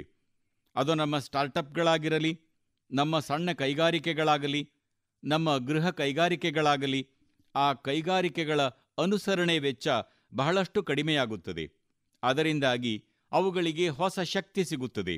ಸಾಲದ ಜಗತ್ತಿನಲ್ಲಿ ಅವುಗಳಿಗೆ ಲಾಜಿಸ್ಟಿಕಲ್ ಬೆಂಬಲದಿಂದಾಗಿ, ವ್ಯವಸ್ಥೆಗಳಲ್ಲಿನ ಬದಲಾವಣೆಗಳಿಂದಾಗಿ ಅವುಗಳಿಗೆ ದೊಡ್ಡ ಶಕ್ತಿ ಸಿಗುತ್ತದೆ. ಸ್ನೇಹಿತರೆ, ನಮ್ಮ ದೇಶದಲ್ಲಿ ಸಣ್ಣ ವಿಷಯಗಳಿಗೆ ಜನರನ್ನು ಜೈಲಿಗೆ ಹಾಕುವ ಕಾನೂನುಗಳಿವೆ. ನೀವು ಆಶ್ಚರ್ಯಚಕಿತರಾಗುವಿರಿ. ಯಾರಿಗೂ ಕೆಟ್ಟ ಕಣ್ಣು ಇಲ್ಲ, ನಾನು ಅದರ ಹಿಂದೆ ಇದ್ದೇನೆ. ನನ್ನ ದೇಶದ ನಾಗರಿಕರನ್ನು ಜೈಲಿಗೆ ಹಾಕುವ ಈ ಅನಗತ್ಯ ಕಾನೂನುಗಳನ್ನು ರದ್ದುಗೊಳಿಸಬೇಕು. ನಾವು ಈ ಹಿಂದೆಯೂ ಸಂಸತ್ತಿನಲ್ಲಿ ಮಸೂದೆಯನ್ನು ತಂದಿದ್ದೆವು ಮತ್ತು ಈ ಬಾರಿಯೂ ನಾವು ಅದನ್ನು ತಂದಿದ್ದೇವೆ. ಸ್ನೇಹಿತರೆ, ಈ ದೀಪಾವಳಿಯಲ್ಲಿ ನಾನು ಅದನ್ನು ನಿಮಗಾಗಿ ಡಬಲ್ ದೀಪಾವಳಿಯನ್ನಾಗಿ ಮಾಡಲಿದ್ದೇನೆ. ಈ ದೀಪಾವಳಿಯಲ್ಲಿ ನೀವು ಒಂದು ದೊಡ್ಡ ಉಡುಗೊರೆಯನ್ನು ಪಡೆಯಲಿದ್ದೀರಿ. ಕಳೆದ 8 ವರ್ಷಗಳಲ್ಲಿ ನಾವು GSTಯ ದೊಡ್ಡ ಸುಧಾರಣೆಯನ್ನು ಮಾಡಿದ್ದೇವೆ. ದೇಶಾದ್ಯಂತ ತೆರಿಗೆ ಹೊರೆಯನ್ನು ಕಡಿಮೆ ಮಾಡಿದ್ದೇವೆ. ನಾವು ತೆರಿಗೆ ವ್ಯವಸ್ಥೆಗಳನ್ನು ಸರಳೀಕರಿಸಿದ್ದೇವೆ. 8 ವರ್ಷಗಳ ನಂತರ ನಾವು ಅದನ್ನು ಒಮ್ಮೆ ಪರಿಶೀಲಿಸುವುದು ಈ ಸಮಯದ ಅಗತ್ಯವಾಗಿದೆ. ನಾವು ಉನ್ನತ ಅಧಿಕಾರ ಸಮಿತಿಯನ್ನು ಸ್ಥಾಪಿಸುವ ಮೂಲಕ ವಿಮರ್ಶೆಯನ್ನು ಪ್ರಾರಂಭಿಸಿದ್ದೇವೆ. ನಾವು ರಾಜ್ಯಗಳೊಂದಿಗೆ ಚರ್ಚೆಗಳನ್ನು ನಡೆಸಿದ್ದೇವೆ. ನನ್ನ ಪ್ರೀತಿಯ ದೇಶವಾಸಿಗಳೇ, ನಾವು GST ಸುಧಾರಣೆಗಳ ಪೀಳಿಗೆಯನ್ನು ತರುತ್ತಿದ್ದೇವೆ. ಇದು ದೀಪಾವಳಿಯ ಒಳಗೆ ನಿಮಗೆ ಉಡುಗೊರೆಯಾಗುತ್ತದೆ. ಸಾಮಾನ್ಯ ಮಾನವ ಅಗತ್ಯಗಳ ಮೇಲಿನ ತೆರಿಗೆಗಳು ಹೆಚ್ಚಿನ ಪ್ರಮಾಣದಲ್ಲಿ ಕಡಿಮೆಯಾಗುತ್ತವೆ. ಬಹಳಷ್ಟು ಸೌಲಭ್ಯಗಳು ಹೆಚ್ಚಾಗುತ್ತವೆ. ನಮ್ಮ ಸಣ್ಣ ಉದ್ಯಮಿಗಳು ನಮ್ಮ MSMEಯಿಂದ ಭಾರೀ ಲಾಭವನ್ನು ಪಡೆಯುತ್ತಾರೆ. ದೈನಂದಿನ ವಸ್ತುಗಳು ತುಂಬ ಅಗ್ಗವಾಗುತ್ತವೆ. ಆರ್ಥಿಕತೆಯು ಅದರಿಂದ ಹೊಸ ಉತ್ತೇಜನವನ್ನು ಪಡೆಯುತ್ತದೆ. ನನ್ನ ಪ್ರೀತಿಯ ದೇಶವಾಸಿಗಳೇ, ಇಂದು ದೇಶ 3ನೇ ಅತಿದೊಡ್ಡ ಆರ್ಥಿಕತೆಯಾಗುವ ಹಾದಿಯಲ್ಲಿದೆ. ಅದು ವೇಗವಾಗಿ ಮುಂದುವರಿಯುತ್ತಿದೆ. ನಾವು ಬಾಗಿಲನ್ನು ತಟ್ಟುತ್ತಿದ್ದೇವೆ. ನಾವು ಅದನ್ನು ಬಹಳ ವೇಗವಾಗಿ ಸಾಧಿಸುತ್ತಿದ್ದೇವೆ. ಒಂದು ದಿನ ನಾನು ನಿಮ್ಮ ನಡುವೆ ಬಂದು ಕೆಂಪುಕೋಟೆಯ ಕೋಟೆಯಿಂದ ಈ ಸುದ್ದಿಯನ್ನು ಹಂಚಿಕೊಳ್ಳುತ್ತೇನೆ. ಇಂದು ಇಡೀ ಜಗತ್ತು ಭಾರತದ ಆರ್ಥಿಕತೆ ಮತ್ತು ಆರ್ಥಿಕ ಸ್ಥಿತಿಯ ಬಗ್ಗೆ ವಿಶ್ವಾಸ ಹೊಂದಿದೆ. ಇಷ್ಟೆಲ್ಲ ಅಸ್ಥಿರತೆಯ ನಡುವೆಯೂ ಭಾರತ ಭರವಸೆಯ ಕಿರಣವಾಗಿ ಉಳಿದಿದೆ. ಆರ್ಥಿಕ ಶಿಸ್ತು, ಭಾರತದ ಹಣಕಾಸಿನ ಶಕ್ತಿ, ಆರ್ಥಿಕತೆಯು ಬಿಕ್ಕಟ್ಟಿನ ಹಿಡಿತದಲ್ಲಿದ್ದಾಗ ಭಾರತ ಅದನ್ನು ಹೊರತೆಗೆಯುತ್ತದೆ. ಈ ವಿಶ್ವಾಸವನ್ನು ಜಗತ್ತಿನಲ್ಲಿ ನಿರ್ಮಿಸಲಾಗುತ್ತಿದೆ. ಇಂದು ಹಣದುಬ್ಬರ ನಿಯಂತ್ರಣದಲ್ಲಿದೆ. ನಮ್ಮ ವಿದೇಶಿ ವಿನಿಮಯ ಮೀಸಲುಗಳು ಬಹಳ ಪ್ರಬಲವಾಗಿವೆ. ನಮ್ಮ ಸ್ಥೂಲ ಆರ್ಥಿಕ ಸೂಚ್ಯಂಕಗಳು ಬಹಳ ಪ್ರಬಲವಾಗಿವೆ. ಜಾಗತಿಕ ರೇಟಿಂಗ್ ಏಜೆನ್ಸಿಗಳೂ ಸಹ ಭಾರತವನ್ನು ನಿರಂತರವಾಗಿ ಹೊಗಳುತ್ತಿವೆ. ಅವರು ಭಾರತದ ಆರ್ಥಿಕತೆಯ ಬಗ್ಗೆ ಹೆಚ್ಚು ಹೆಚ್ಚು ವಿಶ್ವಾಸ ವ್ಯಕ್ತಪಡಿಸುತ್ತಿದ್ದಾರೆ. ಈ ಬೆಳೆಯುತ್ತಿರುವ ಆರ್ಥಿಕತೆಯ ಯೋಜನೆಗಳು ನನ್ನ ದೇಶದ ಬಡವರಿಗೆ, ನನ್ನ ದೇಶದ ರೈತರಿಗೆ, ನನ್ನ ದೇಶದ ಮಹಿಳಾ ಶಕ್ತಿಗೆ, ನನ್ನ ದೇಶದ ಮಧ್ಯಮ ವರ್ಗಕ್ಕೆ ತಲುಪಬೇಕು. ಅದು ನನ್ನ ದೇಶದ ಅಭಿವೃದ್ಧಿ ಪ್ರವಾಹವನ್ನು ಬಲಪಡಿಸುವ ಶಕ್ತಿಯಾಗಲಿದೆ. ಆ ದಿಕ್ಕಿನಲ್ಲಿ ನಾವು ಹೊಸ ಪ್ರಯತ್ನಗಳನ್ನು ಮಾಡುತ್ತಿದ್ದೇವೆ. ಇಂದು ನಮ್ಮ ಯುವಕರಿಗೆ ಹೊಸ ವಲಯಗಳಲ್ಲಿ ಅವಕಾಶಗಳನ್ನು ಸೃಷ್ಟಿಸಲಾಗುತ್ತಿದೆ. ಕೌಶಲ್ಯ ಅಭಿವೃದ್ಧಿ, ಸ್ವ ಉದ್ಯೋಗ, ದೊಡ್ಡ ಕಂಪನಿಗಳಲ್ಲಿ ಇಂಟರ್ನ್ಶಿಪ್ಗಾಗಿ ಬಹಳ ದೊಡ್ಡ ಅಭಿಯಾನ ನಡೆಯುತ್ತಿದೆ. ಮತ್ತು ಅದಕ್ಕಾಗಿಯೇ ಇಂದು ದೇಶದ ಯುವಕರೇ, ನಾನು ನಿಮಗೂ ಒಂದು ಒಳ್ಳೆಯ ಸುದ್ದಿಯನ್ನು ತಂದಿದ್ದೇನೆ. ನಾನು ನನ್ನ ದೇಶದ ಯುವಕರಿಗಾಗಿ ಬಂದಿದ್ದೇನೆ. ಇಂದು ಆಗಸ್ಟ್ 15. ಇಂದು ಆಗಸ್ಟ್ 15ರಂದು ನಮ್ಮ ದೇಶದ ಯುವಕರಿಗಾಗಿ 1,00,000 ಕೋಟಿಯ ಯೋಜನೆಯನ್ನು ನಾವು ಪ್ರಾರಂಭಿಸುತ್ತಿದ್ದೇವೆ ಮತ್ತು ಕಾರ್ಯಗತಗೊಳಿಸುತ್ತಿದ್ದೇವೆ. ಇಂದಿನಿಂದ ಆಗಸ್ಟ್ 15ರಂದು ಪ್ರಧಾನಮಂತ್ರಿ ವಿಕಸಿತ್ ಭಾರತ್ ರೋಜ್ಗಾರ್ ಯೋಜನೆಯನ್ನು ಜಾರಿಗೆ ತರಲಾಗುತ್ತಿದೆ. ಇದು ನಿಮಗೆ ತುಂಬಾ ಸಂತೋಷದ ಸುದ್ದಿ. ಈ ಯೋಜನೆಯಡಿಯಲ್ಲಿ ಖಾಸಗಿ ವಲಯದಲ್ಲಿ ಮೊದಲ ಉದ್ಯೋಗ ಪಡೆಯುವ ಯುವಕರಿಗೆ, ಮಗ ಅಥವಾ ಮಗಳಿಗೆ ಸರ್ಕಾರ 15,000 ರೂಪಾಯಿಗಳನ್ನು ನೀಡುತ್ತದೆ. ಕಂಪನಿಗಳು ಸಹ ಇದನ್ನು ಪಡೆಯುತ್ತವೆ. ಹೆಚ್ಚಿನ ಉದ್ಯೋಗಾವಕಾಶಗಳನ್ನು ಸೃಷ್ಟಿಸುವವರಿಗೆ ಪ್ರೋತ್ಸಾಹಧನ ನೀಡಲಾಗುವುದು. ಪ್ರಧಾನಮಂತ್ರಿ ವಿಕಾಸ್ ಭಾರತ್ ರೋಜ್ಗಾರ್ ಯೋಜನೆ ಸುಮಾರು 3.5 ಕೋಟಿ ಯುವಕರಿಗೆ ಹೊಸ ಉದ್ಯೋಗಾವಕಾಶಗಳನ್ನು ಸೃಷ್ಟಿಸುತ್ತದೆ. ಇದಕ್ಕಾಗಿ ನಾನು ಆ ಎಲ್ಲ ಯುವಕರನ್ನು ಅಭಿನಂದಿಸುತ್ತೇನೆ. ನನ್ನ ಪ್ರೀತಿಯ ದೇಶವಾಸಿಗಳೇ, ಇಂದು ಭಾರತದಲ್ಲಿ ಪ್ರತಿಯೊಬ್ಬರೂ ಮಹಿಳೆಯರ ಶಕ್ತಿಯನ್ನು ಒಪ್ಪಿಕೊಳ್ಳಲು ಪ್ರಾರಂಭಿಸಿದ್ದಾರೆ.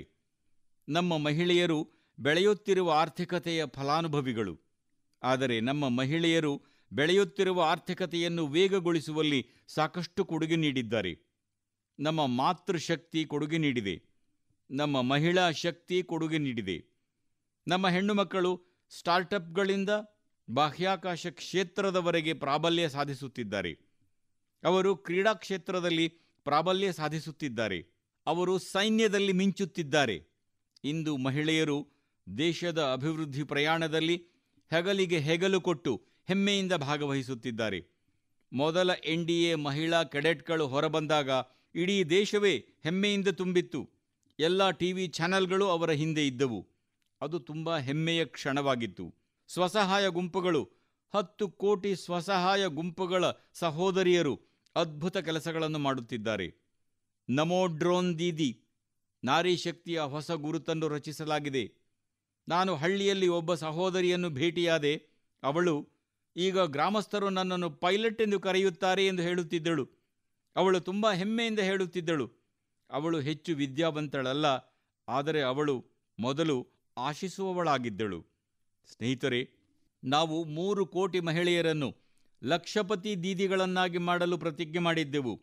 3 ಕೋಟಿ ಮತ್ತು ಇಂದು ನಾವು ವೇಗವಾಗಿ ಕೆಲಸ ಮಾಡುತ್ತಿದ್ದೇವೆ ಎಂದು ನನಗೆ ತೃಪ್ತಿ ಇದೆ. ನಾವು ಸಮಯಕ್ಕಿಂತ ಮೊದಲೇ 3 ಕೋಟಿ ಗುರಿಯನ್ನು ದಾಟುತ್ತೇವೆ. ಇಂದು ನನ್ನ ನಾರಿ ಶಕ್ತಿಯ ಶಕ್ತಿಯನ್ನು ನೋಡಿ ಸಂತೋಷದಿಂದ ದೇಶಕ್ಕೆ ಹೇಳಲು ಬಯಸುತ್ತೇನೆ, 2 ಕೋಟಿ ಮಹಿಳೆಯರು ಕೆಲವೇ ಸಮಯದಲ್ಲಿ ಲಖ್ಪತಿ ದೀದಿಯಾಗಿದ್ದಾರೆ. ಇಂದು ಲಖ್ಪತಿ ದೀದಿ ಸ್ವತಃ ನಮ್ಮ ಮುಂದೆ ಕುಳಿತಿದ್ದಾರೆ. ಇದು ನನ್ನ ಶಕ್ತಿ ಮತ್ತು ನನ್ನ ನಂಬಿಕೆ. ದೇಶದ ಸ್ನೇಹಿತರೇ, ಭಾರತದ ಅಭಿವೃದ್ಧಿ ಪ್ರಯಾಣದಲ್ಲಿ ಅವರ ಭಾಗವಹಿಸುವಿಕೆ ಹೆಚ್ಚಾಗಲಿದೆ. ನನ್ನ ಪ್ರೀತಿಯ ದೇಶವಾಸಿಗಳೇ, ನನ್ನ ದೇಶದ ರೈತರು ಭಾರತದ ಆರ್ಥಿಕತೆಯಲ್ಲಿ ದೊಡ್ಡ ಕೊಡುಗೆಯನ್ನು ಹೊಂದಿದ್ದಾರೆ. ಭಾರತದ ರೈತರ ಕಠಿಣ ಪರಿಶ್ರಮ ಫಲ ನೀಡುತ್ತಿದೆ.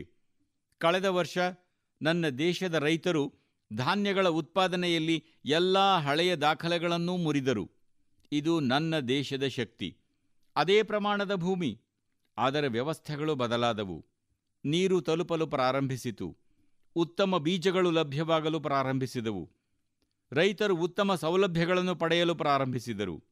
ಆದ್ದರಿಂದ ದೇಶಕ್ಕೆ ತನ್ನ ಸಾಮರ್ಥ್ಯವನ್ನು ಹೆಚ್ಚಿಸುವ ಮೂಲಕ ಇಂದು ಭಾರತ ಹಾಲು, ದ್ವಿದಳ ಧಾನ್ಯಗಳು, ಸೆಣಬು ಉತ್ಪಾದನೆಯಲ್ಲಿ ವಿಶ್ವದಲ್ಲಿ ಪ್ರಥಮ ಸ್ಥಾನದಲ್ಲಿದೆ. ಇಂದು ವಿಶ್ವದ 2ನೇ ಅತಿದೊಡ್ಡ ಮೀನು ಉತ್ಪಾದಕ ರಾಷ್ಟ್ರ. ನನ್ನ ಮೀನುಗಾರ ಸಹೋದರ ಸಹೋದರಿಯರ ಶಕ್ತಿಯನ್ನು ನೋಡಿ. ಮೀನು ಉತ್ಪಾದನೆಯಲ್ಲಿ ನಾವು ವಿಶ್ವದ 2ನೇ ಸ್ಥಾನವನ್ನು ತಲುಪಿದ್ದೇವೆ. ಇಂದು ಭಾರತ ಅಕ್ಕಿ, ಗೋಧಿ, ಹಣ್ಣುಗಳು ಮತ್ತು ತರಕಾರಿಗಳ ಉತ್ಪಾದನೆಯಲ್ಲಿ ವಿಶ್ವದಲ್ಲಿ 2ನೇ ಸ್ಥಾನವನ್ನು ತಲುಪಿದೆ. ಸ್ನೇಹಿತರೆ, ನೀವು ಸಂತೋಷ ಪಡುತ್ತೀರಿ. ನನ್ನ ದೇಶದ ರೈತರು ಉತ್ಪಾದಿಸುವ ಉತ್ಪನ್ನಗಳು ಇಂದು ಆ ಉತ್ಪನ್ನಗಳು ವಿಶ್ವ ಮಾರುಕಟ್ಟೆಯನ್ನು ತಲುಪುತ್ತಿವೆ. 4 ಲಕ್ಷ ಕೋಟಿ ರೂಪಾಯಿ ಮೌಲ್ಯದ ಕೃಷಿ ಉತ್ಪನ್ನಗಳನ್ನು ರಫ್ತು ಮಾಡಲಾಗಿದೆ. ನನ್ನ ದೇಶದ ರೈತರು ತಮ್ಮ ಶಕ್ತಿಯನ್ನು ನಮಗೆ ತೋರಿಸಿದ್ದಾರೆ. ನಾವು ಸಣ್ಣ ರೈತರಾಗಿರಲಿ, ಜಾನುವಾರು ಸಾಕಣೆದಾರರಾಗಿರಲಿ, ಮೀನುಗಾರರಾಗಿರಲಿ, ನಾವು ಈಗ ಅವರಿಗೆ ದೇಶದ ಅಭಿವೃದ್ಧಿಗಾಗಿ ಅನೇಕ ಯೋಜನೆಗಳ ಪ್ರಯೋಜನಗಳನ್ನು ಒದಗಿಸುತ್ತಿದ್ದೇವೆ. ಅದು ಪ್ರಧಾನ ಮಂತ್ರಿ ಕಿಸಾನ್ ಸಮ್ಮಾನ್ ನಿಧಿಯಾಗಿರಲಿ, ಮಳೆ ನೀರು ಕೊಯ್ಲು, ನೀರಾವರಿ ಯೋಜನೆಗಳು, ಗುಣಮಟ್ಟದ ಬೀಜಗಳು, ರಸಗೊಬ್ಬರಗಳ ಅಗತ್ಯವಾಗಿರಲಿ. ಇಂದು ಪ್ರತಿಯೊಂದು ಕ್ಷೇತ್ರದಲ್ಲೂ ಮತ್ತು ರೈತನಿಗೆ ವಿಶ್ವಾಸವಿದೆ. ಅವರು ಬೆಳೆ ವಿಮೆಯತ್ತ ದಿಟ್ಟ ಹೆಜ್ಜೆ ಇಡುತ್ತಿದ್ದಾರೆ. ದೇಶವು ಫಲಿತಾಂಶಗಳನ್ನು ಪಡೆಯುತ್ತಿದೆ. ಹಿಂದೆ ಕಲ್ಪನೆಯ ವಿಷಯವಾಗಿದ್ದದ್ದು ಈಗ ವಾಸ್ತವವಾಗಿದೆ. ದೇಶವಾಸಿಗಳೇ, ನಮ್ಮ ದೇಶದ ಜಾನುವಾರುಗಳನ್ನು ನಾವು ಉಳಿಸಬೇಕು. ನಮಗೆ ಕೋವಿಡ್ ಲಸಿಕೆ ಉಚಿತವಾಗಿ ಸಿಕ್ಕಿದೆ ಎಂದು ನಮಗೆ ನೆನಪಿದೆ. ಆದರೆ ನಾವು ಇಲ್ಲಿಯವರೆಗೆ ಪ್ರಾಣಿಗಳಿಗೆ 125 ಡೋಸ್ಗಳನ್ನು ಉಚಿತವಾಗಿ ನೀಡಿದ್ದೇವೆ. ಉತ್ತರ ಭಾರತದಲ್ಲಿ ಕಾಲು ಮತ್ತು ಬಾಯಿ ರೋಗ ಎಂದು ಕರೆಯಲ್ಪಡುವ ಕಾಲು ಮತ್ತು ಬಾಯಿ ರೋಗವನ್ನು ತೊಡೆದುಹಾಕಲು ನಾವು 125 ಕೋಟಿ ಡೋಸ್ಗಳನ್ನು ನೀಡಿದ್ದೇವೆ, ಅದು ಉಚಿತವಾಗಿ. ಕೃಷಿಯ ವಿಷಯದಲ್ಲಿ ಒಂದಲ್ಲ ಒಂದು ಕಾರಣದಿಂದ ರೈತರು ಹಿಂದುಳಿದಿರುವ ದೇಶದ 100 ಜಿಲ್ಲೆಗಳಲ್ಲಿ ತುಲನಾತ್ಮಕವಾಗಿ ಕಡಿಮೆ ಕೃಷಿ ಇದೆ. ನಾವು ಅದಕ್ಕಾಗಿಯೇ ದೇಶಾದ್ಯಂತ 100 ಜಿಲ್ಲೆಗಳನ್ನು ಗುರುತಿಸಿದ್ದೇವೆ. ಅಲ್ಲಿನ ರೈತರನ್ನು ಸಬಲೀಕರಣಗೊಳಿಸಲು, ರೈತರಿಗೆ ವಿದ್ಯುತ್ ನೀಡಲು, ರೈತರಿಗೆ ಸಹಾಯ ಮಾಡಲು ಅಭಿಯಾನವನ್ನು ಪ್ರಾರಂಭಿಸಿದ್ದೇವೆ. ಇದಕ್ಕಾಗಿ ನಾವು ಪ್ರಧಾನಮಂತ್ರಿ ಧನಧಾನ್ಯ ಕೃಷಿ ಯೋಜನೆಯನ್ನು ಪ್ರಾರಂಭಿಸಿದ್ದೇವೆ.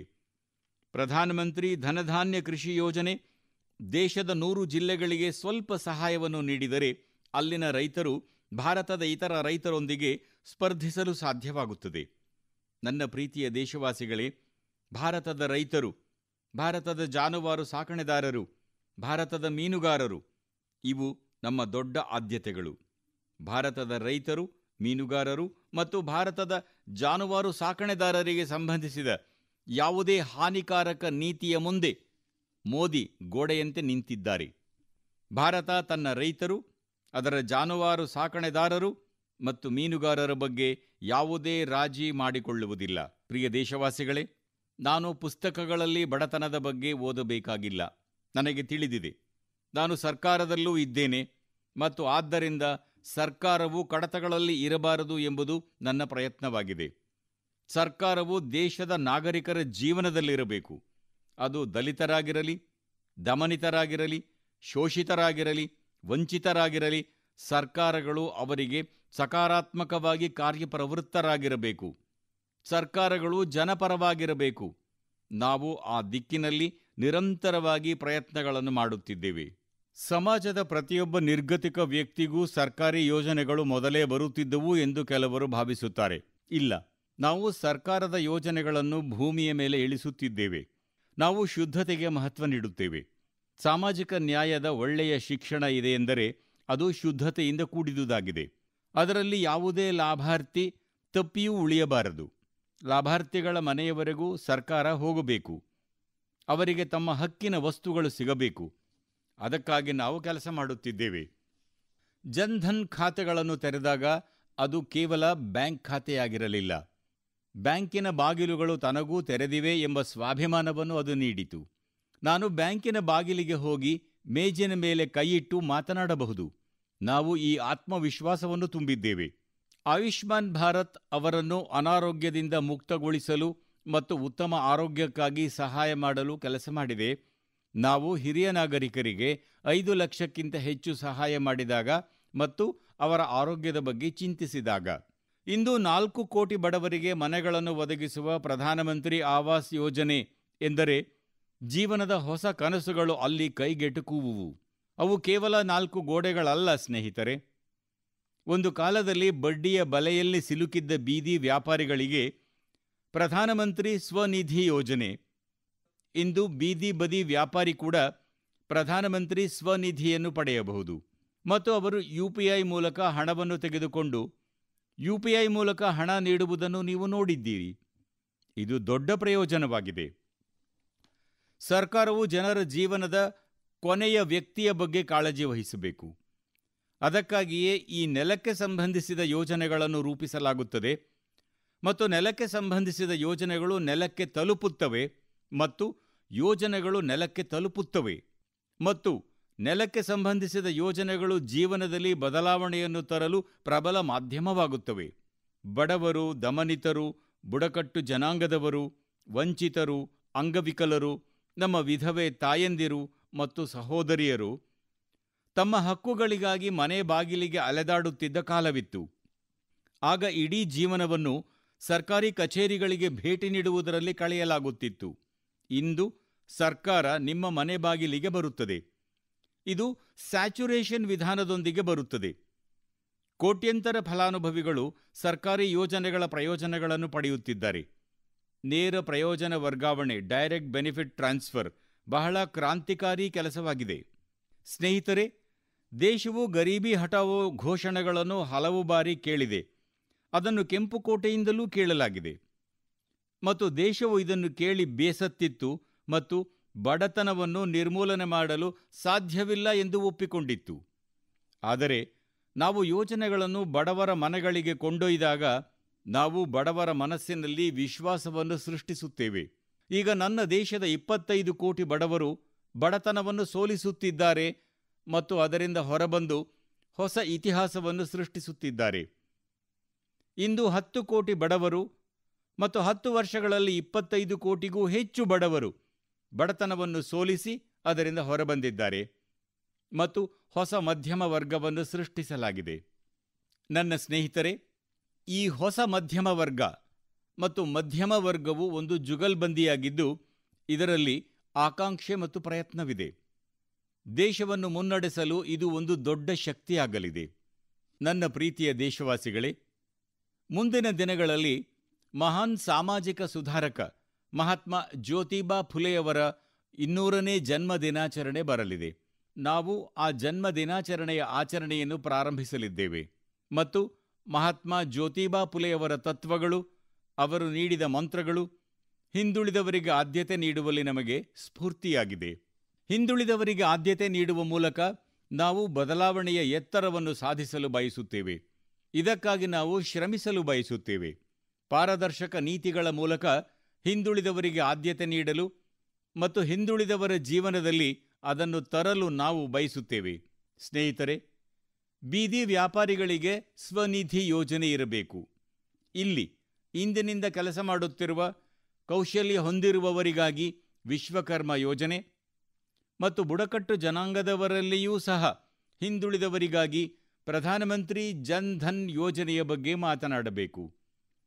ನಮ್ಮ ಪೂರ್ವ ಭಾರತವನ್ನು ಅಭಿವೃದ್ಧಿಯಲ್ಲಿ ಇಡೀ ದೇಶಕ್ಕೆ ಸಮನಾಗಿ ತರುವ ಮತ್ತು ಅವರಿಗೆ ನಾಯಕತ್ವ ನೀಡುವತ್ತ ನಾವು ಕೆಲಸ ಮಾಡಬೇಕು.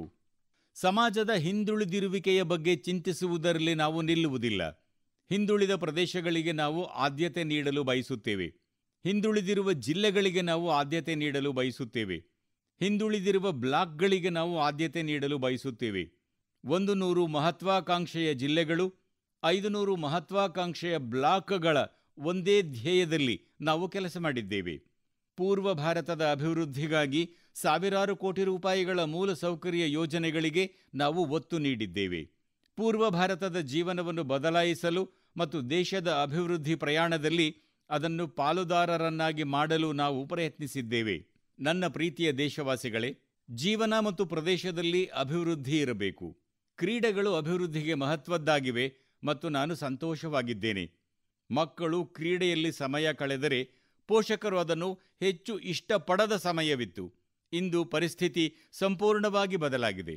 ಮಕ್ಕಳು ಮುಂದೆ ಬಂದು ಕ್ರೀಡೆಯಲ್ಲಿ ಆಸಕ್ತಿ ತೋರಿಸಿದರೆ ಪೋಷಕರು ಹೆಮ್ಮೆಯಿಂದ ತುಂಬುತ್ತಾರೆ. ನಾನು ಅದನ್ನು ಒಳ್ಳೆಯ ಸಂಕೇತವೆಂದು ಪರಿಗಣಿಸುತ್ತೇನೆ. ನನ್ನ ದೇಶದ ಕುಟುಂಬಗಳಲ್ಲಿ ಕ್ರೀಡೆಗೆ ಪ್ರೋತ್ಸಾಹದ ವಾತಾವರಣವನ್ನು ನೋಡಿದಾಗ ನನ್ನ ಹೃದಯ ಹೆಮ್ಮೆಯಿಂದ ತುಂಬುತ್ತದೆ. ದೇಶದ ಭವಿಷ್ಯಕ್ಕೆ ಇದು ತುಂಬಾ ಒಳ್ಳೆಯ ಸಂಕೇತವೆಂದು ನಾನು ಪರಿಗಣಿಸುತ್ತೇನೆ. ಸ್ನೇಹಿತರೆ, ಈ ಕ್ರೀಡೆಯನ್ನು ಉತ್ತೇಜಿಸಲು ನಾವು ರಾಷ್ಟ್ರೀಯ ಕ್ರೀಡಾ ನೀತಿಯನ್ನು ತಂದಿದ್ದೇವೆ. ಹಲವು ದಶಕಗಳ ನಂತರ ನಾವು ದೇಶದಲ್ಲಿ ಖೇಲೋ ಇಂಡಿಯಾ ನೀತಿಯನ್ನು ತಂದಿದ್ದೇವೆ. ಇದರಿಂದಾಗಿ ಕ್ರೀಡಾ ಪ್ರಪಂಚದ ಸರ್ವತೋಮುಖ ಅಭಿವೃದ್ಧಿಗೆ ಪ್ರಯತ್ನವಿದೆ. ಶಾಲೆಯಿಂದ ಒಲಿಂಪಿಕ್ಸ್ವರೆಗೆ ನಾವು ಸಂಪೂರ್ಣ ಪರಿಸರ ವ್ಯವಸ್ಥೆಯನ್ನು ಅಭಿವೃದ್ಧಿಪಡಿಸಲು ಬಯಸುತ್ತೇವೆ. ಅದು ತರಬೇತಿ ವ್ಯವಸ್ಥೆಗಳು, ಫಿಟ್ನೆಸ್, ಆಟದ ಮೈದಾನಗಳು, ಕ್ರೀಡಾ ವ್ಯವಸ್ಥೆಗಳು, ಕ್ರೀಡೆಗಳಿಗೆ ಅಗತ್ಯವಾದ ಉಪಕರಣಗಳು, ಸಣ್ಣ ಕೈಗಾರಿಕೆಗಳು ಕ್ರೀಡೆಗಳಿಗೆ ಉಪಕರಣಗಳನ್ನು ತಯಾರಿಸಲು ಸಹಾಯ ಮಾಡುವುದು.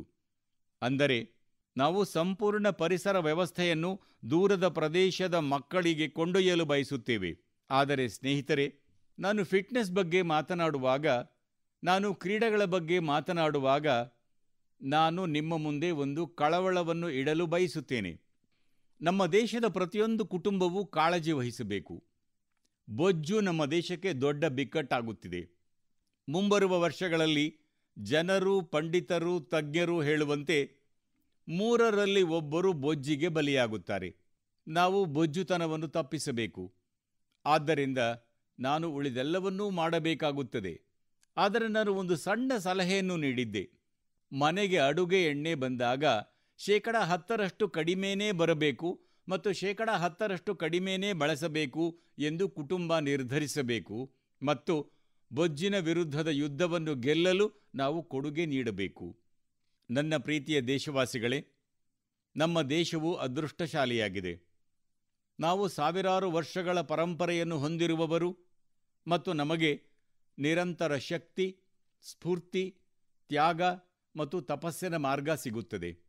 ಈ ವರ್ಷ ಗುರು ತೇಗ್ ಬಹದ್ದೂರ್ ಜಿಯವರ 350ನೇ ಹುತಾತ್ಮ ವರ್ಷ. ಅವರು ದೇಶದ ಸಂಸ್ಕೃತಿಯ ರಕ್ಷಣೆಗಾಗಿ, ಭಾರತದ ಮೌಲ್ಯಗಳ ರಕ್ಷಣೆಗಾಗಿ ಅವರು ಎಲ್ಲವನ್ನೂ ತ್ಯಾಗ ಮಾಡಿದರು. ನಾನು ಇಂದು ಅವರಿಗೆ ನಮಸ್ಕರಿಸುತ್ತೇನೆ. ಸ್ನೇಹಿತರೆ, ನಮ್ಮ ಸಂಸ್ಕೃತಿಯ ಶಕ್ತಿ ನಮ್ಮ ವೈವಿಧ್ಯತೆ. ನಾವು ವೈವಿಧ್ಯತೆಯನ್ನು ಆಚರಿಸಲು ಬಯಸುತ್ತೇವೆ. ವೈವಿಧ್ಯತೆಯನ್ನು ಆಚರಿಸುವ ಅಭ್ಯಾಸವನ್ನು ನಾವು ಮಾಡಿಕೊಳ್ಳಲು ಬಯಸುತ್ತೇವೆ. ನಮ್ಮ ತಾಯಿ ಭಾರತೀಯ ಈ ಉದ್ಯಾನವು ಹಲವಾರು ರೀತಿಯ ಹೂವುಗಳಿಂದ ಅಲಂಕರಿಸಲ್ಪಟ್ಟಿದೆ ಎಂಬುದು ನಮ್ಮ ಹೆಮ್ಮೆ. ನಮ್ಮಲ್ಲಿ ಎಷ್ಟೊಂದು ವೈವಿಧ್ಯತೆ ಇದೆ ಎಂದರೆ, ವೈವಿಧ್ಯತೆಯು ನಮಗೆ ಒಂದು ದೊಡ್ಡ ಪರಂಪರೆಯಾಗಿದೆ. ಅದು ನಮ್ಮ ಹೆಮ್ಮೆ. ಪ್ರಯಾಗ್ರಾಜ್ನ ಮಹಾಕುಂಭದಲ್ಲಿ ಭಾರತದ ವೈವಿಧ್ಯತೆಯನ್ನು ಹೇಗೆ ಬದುಕಲಾಗುತ್ತದೆ ಎಂಬುದನ್ನು ನಾವು ನೋಡಿದ್ದೇವೆ. ಕೋಟ್ಯಂತರ ಜನರು ಒಂದೇ ಸ್ಥಳದಲ್ಲಿ, ಒಂದೇ ಭಾವನೆಯೊಂದಿಗೆ, ಒಂದೇ ಪ್ರಾಣ, ಒಂದೇ ಆತ್ಮ ಎಂಬ ಒಂದು ಸಂದೇಶ ಬೀರಿತು. ಇದು ಜಗತ್ತಿಗೆ ಒಂದು ದೊಡ್ಡ ಅದ್ಭುತ. ಆಚರಣೆಯ ಯಶಸ್ಸು ಭಾರತದ ಏಕತೆ, ಭಾರತದ ಶಕ್ತಿಯನ್ನು ಹೇಳುತ್ತದೆ. ಸ್ನೇಹಿತರೆ, ನಮ್ಮ ದೇಶ ವಿವಿಧ ಭರವಸೆಗಳಿಂದ ತುಂಬಿದೆ. ಅದು ರೋಮಾಂಚನಗೊಳ್ಳುತ್ತದೆ. ಅದಕ್ಕಾಗಿಯೇ ನಾವು ಮರಾಠಿ, ಅಸ್ಸಾಮಿ, ಬಂಗಾಳಿ, ಪಾಲಿ, ಪ್ರಾಕೃತ್ ಭಾಷೆಗಳಿಗೆ ಶಾಸ್ತ್ರೀಯ ಭಾಷೆಯ ಸ್ಥಾನಮಾನವನ್ನು ನೀಡಿದ್ದೇವೆ. ನನ್ನ ಅಭಿಪ್ರಾಯವೆಂದರೆ, ನಮ್ಮ ಭಾಷೆಗಳು ಹೆಚ್ಚು ಅಭಿವೃದ್ಧಿ ಹೊಂದಿದಷ್ಟೂ ನಮ್ಮ ಜ್ಞಾನ ವ್ಯವಸ್ಥೆಯು ಹೆಚ್ಚು ಬಲಗೊಳ್ಳುತ್ತದೆ ಮತ್ತು ಅದು ನಮ್ಮ ಶಕ್ತಿ. ಇದು ದತ್ತಾಂಶ ಯುಗವಾದಾಗ ಈ ಶಕ್ತಿಯು ಜಗತ್ತಿಗೂ ದೊಡ್ಡ ಶಕ್ತಿಯಾಗಬಹುದು. ನಮ್ಮ ಭಾಷೆಯಲ್ಲಿ ಅಷ್ಟೊಂದು ಶಕ್ತಿ ಇದೆ. ನಾವು ನಮ್ಮ ಎಲ್ಲ ಭಾಷೆಗಳ ಬಗ್ಗೆ ಹೆಮ್ಮೆ ಪಡಬೇಕು. ನಮ್ಮ ಎಲ್ಲ ಭಾಷೆಗಳ ಅಭಿವೃದ್ಧಿಗೆ ಪ್ರತಿಯೊಬ್ಬರೂ ಎಲ್ಲ ಪ್ರಯತ್ನಗಳನ್ನೂ ಮಾಡಬೇಕು. ಸ್ನೇಹಿತರೆ, ನಮ್ಮ ಜ್ಞಾನದ ಭಂಡಾರಗಳು ಹಸ್ತಪ್ರತಿಗಳಲ್ಲಿವೆ. ಆದರೆ ಅದರ ಬಗ್ಗೆ ಅಸಡ್ಡೆ ಕಂಡುಬಂದಿದೆ. ಈ ಬಾರಿ ಜ್ಞಾನ ಭಾರತಂ ಯೋಜನೆಯಡಿ ದೇಶಾದ್ಯಂತ ಕೈಬರಹದ ಪಠ್ಯಗಳು, ಹಸ್ತಪ್ರತಿಗಳು ಮತ್ತು ಪ್ರಾಚೀನ ದಾಖಲೆಗಳನ್ನು ಹುಡುಕುವತ್ತ ನಾವು ಕೆಲಸ ಮಾಡುತ್ತಿದ್ದೇವೆ. ಆ ಜ್ಞಾನದ ಶ್ರೀಮಂತಿಕೆಯನ್ನು ಭವಿಷ್ಯದ ಪೀಳಿಗೆಗೆ ಉಪಯುಕ್ತವಾಗಿಸಲು ಇಂದಿನ ತಂತ್ರಜ್ಞಾನವನ್ನು ಬಳಸುತ್ತಿದ್ದೇವೆ. ನನ್ನ ಪ್ರೀತಿಯ ದೇಶವಾಸಿಗಳೇ, ನಮ್ಮ ಸ್ಪಷ್ಟ ಅಭಿಪ್ರಾಯವೆಂದರೆ, ಈ ದೇಶವು ಸರ್ಕಾರಗಳಿಂದ ಮಾತ್ರ ನಿರ್ಮಾಣವಾಗಿಲ್ಲ. ಈ ದೇಶವು ಸಿಂಹಾಸನದ ಮೇಲೆ ಕುಳಿತ ಜನರಿಂದ ನಿರ್ಮಾಣವಾಗಿಲ್ಲ. ಈ ದೇಶ ಆಡಳಿತದ ಚಕ್ರವನ್ನು ನಿರ್ವಹಿಸುವವರಿಂದ ನಿರ್ಮಾಣವಾಗಿಲ್ಲ. ಈ ದೇಶ ಕೋಟ್ಯಂತರ ಜನರು, ಋಷಿಮುನಿಗಳು, ಸಂತರು, ವಿಜ್ಞಾನಿಗಳು, ಶಿಕ್ಷಕರು, ರೈತರು, ಸೈನಿಕರು, ಸೈನ್ಯ, ಕಾರ್ಮಿಕರು ಪ್ರತಿಯೊಬ್ಬರ ಪ್ರಯತ್ನದಿಂದ ನಿರ್ಮಾಣವಾಗಿದೆ. ಎಲ್ಲರೂ ಕೊಡುಗೆ ನೀಡುತ್ತಾರೆ. ವ್ಯಕ್ತಿಗಳು ಮತ್ತು ಸಂಸ್ಥೆಗಳು ಕೊಡುಗೆ ನೀಡುತ್ತವೆ. ಇಂದು ನಾನು ಬಹಳ ಹೆಮ್ಮೆಯಿಂದ ಒಂದು ವಿಷಯವನ್ನು ಉಲ್ಲೇಖಿಸಲು ಬಯಸುತ್ತೇನೆ. 100 ವರ್ಷಗಳ ಹಿಂದೆ ಒಂದು ಸಂಸ್ಥೆ ಹುಟ್ಟಿಕೊಂಡಿತು, ರಾಷ್ಟ್ರೀಯ ಸ್ವಯಂ ಸೇವಕ ಸಂಘ. ರಾಷ್ಟ್ರಕ್ಕೆ 100 ವರ್ಷಗಳ ಸೇವೆ ಬಹಳ ಹೆಮ್ಮೆಯ ಸುವರ್ಣಪುಟವಾಗಿದೆ. ವೈಯಕ್ತಿಕ ಅಭಿವೃದ್ಧಿಯ ಮೂಲಕ ರಾಷ್ಟ್ರ ನಿರ್ಮಾಣದ ಸಂಕಲ್ಪದೊಂದಿಗೆ ಮತ್ತು ತಾಯಿ ಭಾರತೀಯ ಕಲ್ಯಾಣದ ಗುರಿಯೊಂದಿಗೆ 100 ವರ್ಷಗಳಿಂದ ಸ್ವಯಂ ಸೇವಕರು ಮಾತೃಭೂಮಿಯ ಕಲ್ಯಾಣಕ್ಕಾಗಿ ತಮ್ಮ ಜೀವನವನ್ನು ಮುಡಿಪಾಗಿಟ್ಟಿದ್ದಾರೆ. ತನ್ನ ಸೇವೆ, ಸಮರ್ಪಣೆ, ಸಂಘಟನೆ ಮತ್ತು ಅಪ್ರತಿಮ ಶಿಸ್ತಿಗೆ ಹೆಸರುವಾಸಿಯಾದ ರಾಷ್ಟ್ರೀಯ ಸ್ವಯಂ ಸೇವಕ ಸಂಘ ಒಂದು ರೀತಿಯಲ್ಲಿ ವಿಶ್ವದ ಅತಿದೊಡ್ಡ NGO ಆಗಿದೆ. ಇದು 100 ವರ್ಷಗಳ ಸಮರ್ಪಣೆಯ ಇತಿಹಾಸವನ್ನು ಹೊಂದಿದೆ.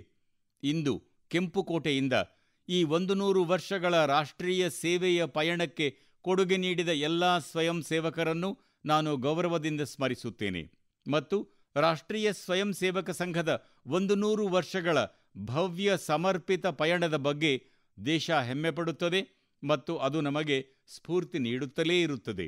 ನನ್ನ ಪ್ರೀತಿಯ ದೇಶವಾಸಿಗಳೇ, ನಾವು ಸಮೃದ್ಧಿಯತ್ತ ಸಾಗುತ್ತಿದ್ದೇವೆ. ಆದರೆ ಸಮೃದ್ಧಿಯ ಹಾದಿ ಭದ್ರತೆಯ ಮೂಲಕ ಹಾದು ಹೋಗುತ್ತದೆ. ಕಳೆದ 11 ವರ್ಷಗಳಲ್ಲಿ ನಾವು ರಾಷ್ಟ್ರೀಯ ಭದ್ರತೆ, ರಾಷ್ಟ್ರೀಯ ರಕ್ಷಣೆ, ರಾಷ್ಟ್ರದ ನಾಗರಿಕರ ರಕ್ಷಣೆಯ ಎಲ್ಲ ರಂಗಗಳಲ್ಲಿ ಸಂಪೂರ್ಣ ಸಮರ್ಪಣಾಭಾವದಿಂದ ಕೆಲಸ ಮಾಡಿದ್ದೇವೆ. ಬದಲಾವಣೆ ತರುವಲ್ಲಿ ನಾವು ಯಶಸ್ವಿಯಾಗಿದ್ದೇವೆ. ನಮ್ಮ ದೇಶದ ಒಂದು ದೊಡ್ಡ ಬುಡಕಟ್ಟು ಪ್ರದೇಶವು ನಕ್ಸಲಿಸಂನ ಹಿಡಿತದಲ್ಲಿ, ಮಾವೋವಾದದ ಹಿಡಿತದಲ್ಲಿತ್ತು. ಹಲವು ವರ್ಷಗಳಿಂದ ರಕ್ತದಲ್ಲಿ ಮುಳುಗಿತ್ತು ಎಂದು ಈ ದೇಶಕ್ಕೆ ತಿಳಿದಿದೆ. ನನ್ನ ಬುಡಕಟ್ಟು ಕುಟುಂಬಗಳು ಹೆಚ್ಚು ಬಳಲಿದವು. ಬುಡಕಟ್ಟು ತಾಯಂದಿರು ಮತ್ತು ಸಹೋದರಿಯರು ತಮ್ಮ ಕನಸಿನ ಭರವಸೆಯ ಮಕ್ಕಳನ್ನು ಕಳೆದುಕೊಂಡರು. ಚಿಕ್ಕ ಗಂಡು ಮಕ್ಕಳನ್ನು ತಪ್ಪು ದಾರಿಗೆ ಎಳೆಯಲಾಯಿತು. ಅವರು ದಾರಿ ತಪ್ಪಿದರು. ಅವರ ಜೀವನ ನಾಶವಾಯಿತು. ನಾವು ಉಕ್ಕಿನ ಕೈಗಳಿಂದ ವರ್ತಿಸಿದೆವು. 125ಕ್ಕೂ ಹೆಚ್ಚು ಜಿಲ್ಲೆಗಳಲ್ಲಿ ನಕ್ಸಲಿಸಂ ಬೇರೂರಿದ್ದ ಸಮಯವಿತ್ತು. ನಮ್ಮ ಬುಡಕಟ್ಟು ಪ್ರದೇಶಗಳು ಮತ್ತು ನಮ್ಮ ಬುಡಕಟ್ಟು ಯುವಕರು ಮಾವೋವಾದದ ಕಾಡಿನಲ್ಲಿ ಸಿಲುಕಿದ್ದರು. ಇಂದು ನಾವು ಜಿಲ್ಲೆಗಳ ಸಂಖ್ಯೆಯನ್ನು 125ರಿಂದ 20ಕ್ಕೆ ಇಳಿಸಿದ್ದೇವೆ. ಆ ಬುಡಕಟ್ಟು ಸಮುದಾಯಗಳಿಗೆ ನಾವು ಅತ್ಯುತ್ತಮ ಸೇವೆ ಮಾಡಿದ್ದೇವೆ. ಮತ್ತು ನೀವು ನೋಡಿ, ಬಸ್ತರನ್ನು ನೆನಪಿಸಿಕೊಳ್ಳುವಾಗ ಮಾವೋವಾದ, ನಕ್ಸಲ್ವಾದ, ಬಾಂಬ್ಗಳು ಮತ್ತು ಬಂದೂಕುಗಳ ಶಬ್ದ ಕೇಳಿಬರುತ್ತಿದ್ದ ಸಮಯವಿತ್ತು. ಅದೇ ಬಸ್ತರ್ನಲ್ಲಿ ಮಾವೋವಾದ ಮತ್ತು ನಕ್ಸಲ್ವಾದದಿಂದ ಮುಕ್ತರಾದ ನಂತರ ಬಸ್ತರ್ನ ಯುವಕರು ಒಲಿಂಪಿಕ್ಸ್ನಲ್ಲಿ ಭಾಗವಹಿಸಿದಾಗ ಸಾವಿರಾರು ಯುವಕರು ಭಾರತ್ ಮಾತಾ ಕಿ ಜೈ ಎಂದು ಜಪಿಸುತ್ತಾ ಕ್ರೀಡಾ ಕ್ಷೇತ್ರವನ್ನು ಪ್ರವೇಶಿಸುತ್ತಾರೆ. ಇಡೀ ವಾತಾವರಣ ಉತ್ಸಾಹದಿಂದ ತುಂಬಿರುತ್ತದೆ. ದೇಶ ಈ ಬದಲಾವಣೆಯನ್ನು ನೋಡುತ್ತಿದೆ.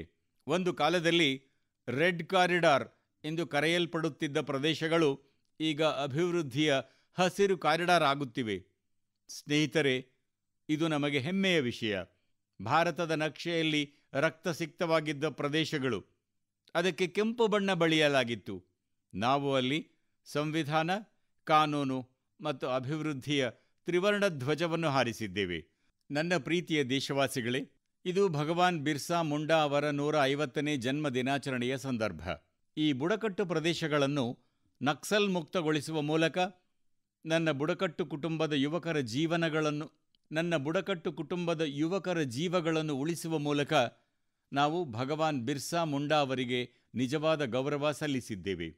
ನನ್ನ ಪ್ರೀತಿಯ ದೇಶವಾಸಿಗಳೇ, ಇಂದು ನಾನು ದೇಶಕ್ಕೆ ಒಂದು ಕಾಳಜಿ, ಸವಾಲಿನ ಬಗ್ಗೆ ಎಚ್ಚರಿಕೆ ನೀಡಲು ಬಯಸುತ್ತೇನೆ. ಒಂದು ಪಿತೂರಿಯಡಿಯಲ್ಲಿ ದೇಶದ ಜನಸಂಖ್ಯಾಶಾಸ್ತ್ರವನ್ನು ಬದಲಾಯಿಸಲಾಗುತ್ತಿದೆ. ಹೊಸ ಬಿಕ್ಕಟ್ಟಿನ ಬೀಜಗಳನ್ನು ಬಿತ್ತಲಾಗುತ್ತಿದೆ. ಈ ಒಳನುಸುಳುವವರು ನನ್ನ ದೇಶದ ಯುವಕರ ಜೀವನೋಪಾಯವನ್ನು ಕಸಿದುಕೊಳ್ಳುತ್ತಿದ್ದಾರೆ. ಈ ಒಳನುಸುಳುವವರು ನನ್ನ ದೇಶದ ಸಹೋದರಿಯರು ಮತ್ತು ಹೆಣ್ಣು ಮಕ್ಕಳನ್ನು ಗುರಿಯಾಗಿಸಿಕೊಂಡಿದ್ದಾರೆ. ಇದನ್ನು ಸಹಿಸಲಾಗುವುದಿಲ್ಲ. ಈ ಒಳನುಸುಳುವವರು ಮುಗ್ಧ ಬುಡಕಟ್ಟು ಜನಾಂಗದವರನ್ನು ದಾರಿ ತಪ್ಪಿಸುತ್ತಿದ್ದಾರೆ ಮತ್ತು ಅವರ ಭೂಮಿಯನ್ನು ಆಕ್ರಮಿಸಿಕೊಳ್ಳುತ್ತಿದ್ದಾರೆ. ದೇಶ ಇದನ್ನು ಸಹಿಸುವುದಿಲ್ಲ. ಆದ್ದರಿಂದ ನನ್ನ ಪ್ರೀತಿಯ ದೇಶವಾಸಿಗಳೇ, ಜನಸಂಖ್ಯಾಶಾಸ್ತ್ರದಲ್ಲಿ ಬದಲಾವಣೆಯಾದಾಗ ಗಡಿ ಪ್ರದೇಶದಲ್ಲಿ ಜನಸಂಖ್ಯಾಶಾಸ್ತ್ರದಲ್ಲಿ ಬದಲಾವಣೆ ಉಂಟಾಗುತ್ತದೆ. ಆಗ ರಾಷ್ಟ್ರೀಯ ಭದ್ರತೆಗೆ ಬಿಕ್ಕಟ್ಟು ಉಂಟಾಗುತ್ತದೆ. ದೇಶದ ಏಕತೆ, ಸಮಗ್ರತೆ ಮತ್ತು ಪ್ರಗತಿಗಾಗಿ ಈ ಬಿಕ್ಕಟ್ಟು ಉದ್ಭವಿಸುತ್ತದೆ. ಇದು ಸಾಮಾಜಿಕ ಉದ್ವಿಗ್ನತೆಯ ನಡುವೆ ಸಂಭವಿಸುತ್ತದೆ ಮತ್ತು ಯಾವುದೇ ದೇಶ ತನ್ನ ದೇಶವನ್ನು ಒಳನುಗ್ಗುವವರಿಗೆ ಹಸ್ತಾಂತರಿಸಲು ಸಾಧ್ಯವಿಲ್ಲ. ಜಗತ್ತಿನ ಯಾವುದೇ ದೇಶ ಇದನ್ನು ಮಾಡಲು ಸಾಧ್ಯವಿಲ್ಲ. ಹಾಗಾದರೆ ನಾವು ಭಾರತಕ್ಕೆ ಇದನ್ನು ಹೇಗೆ ಮಾಡಬಹುದು? ನಮ್ಮ ಪೂರ್ವಜರು ತಮ್ಮ ಪ್ರಾಣವನ್ನು ತ್ಯಾಗ ಮಾಡುವ ಮೂಲಕ ಇಲ್ಲಿ ಸ್ವಾತಂತ್ರ್ಯ ಪಡೆದಿದ್ದಾರೆ.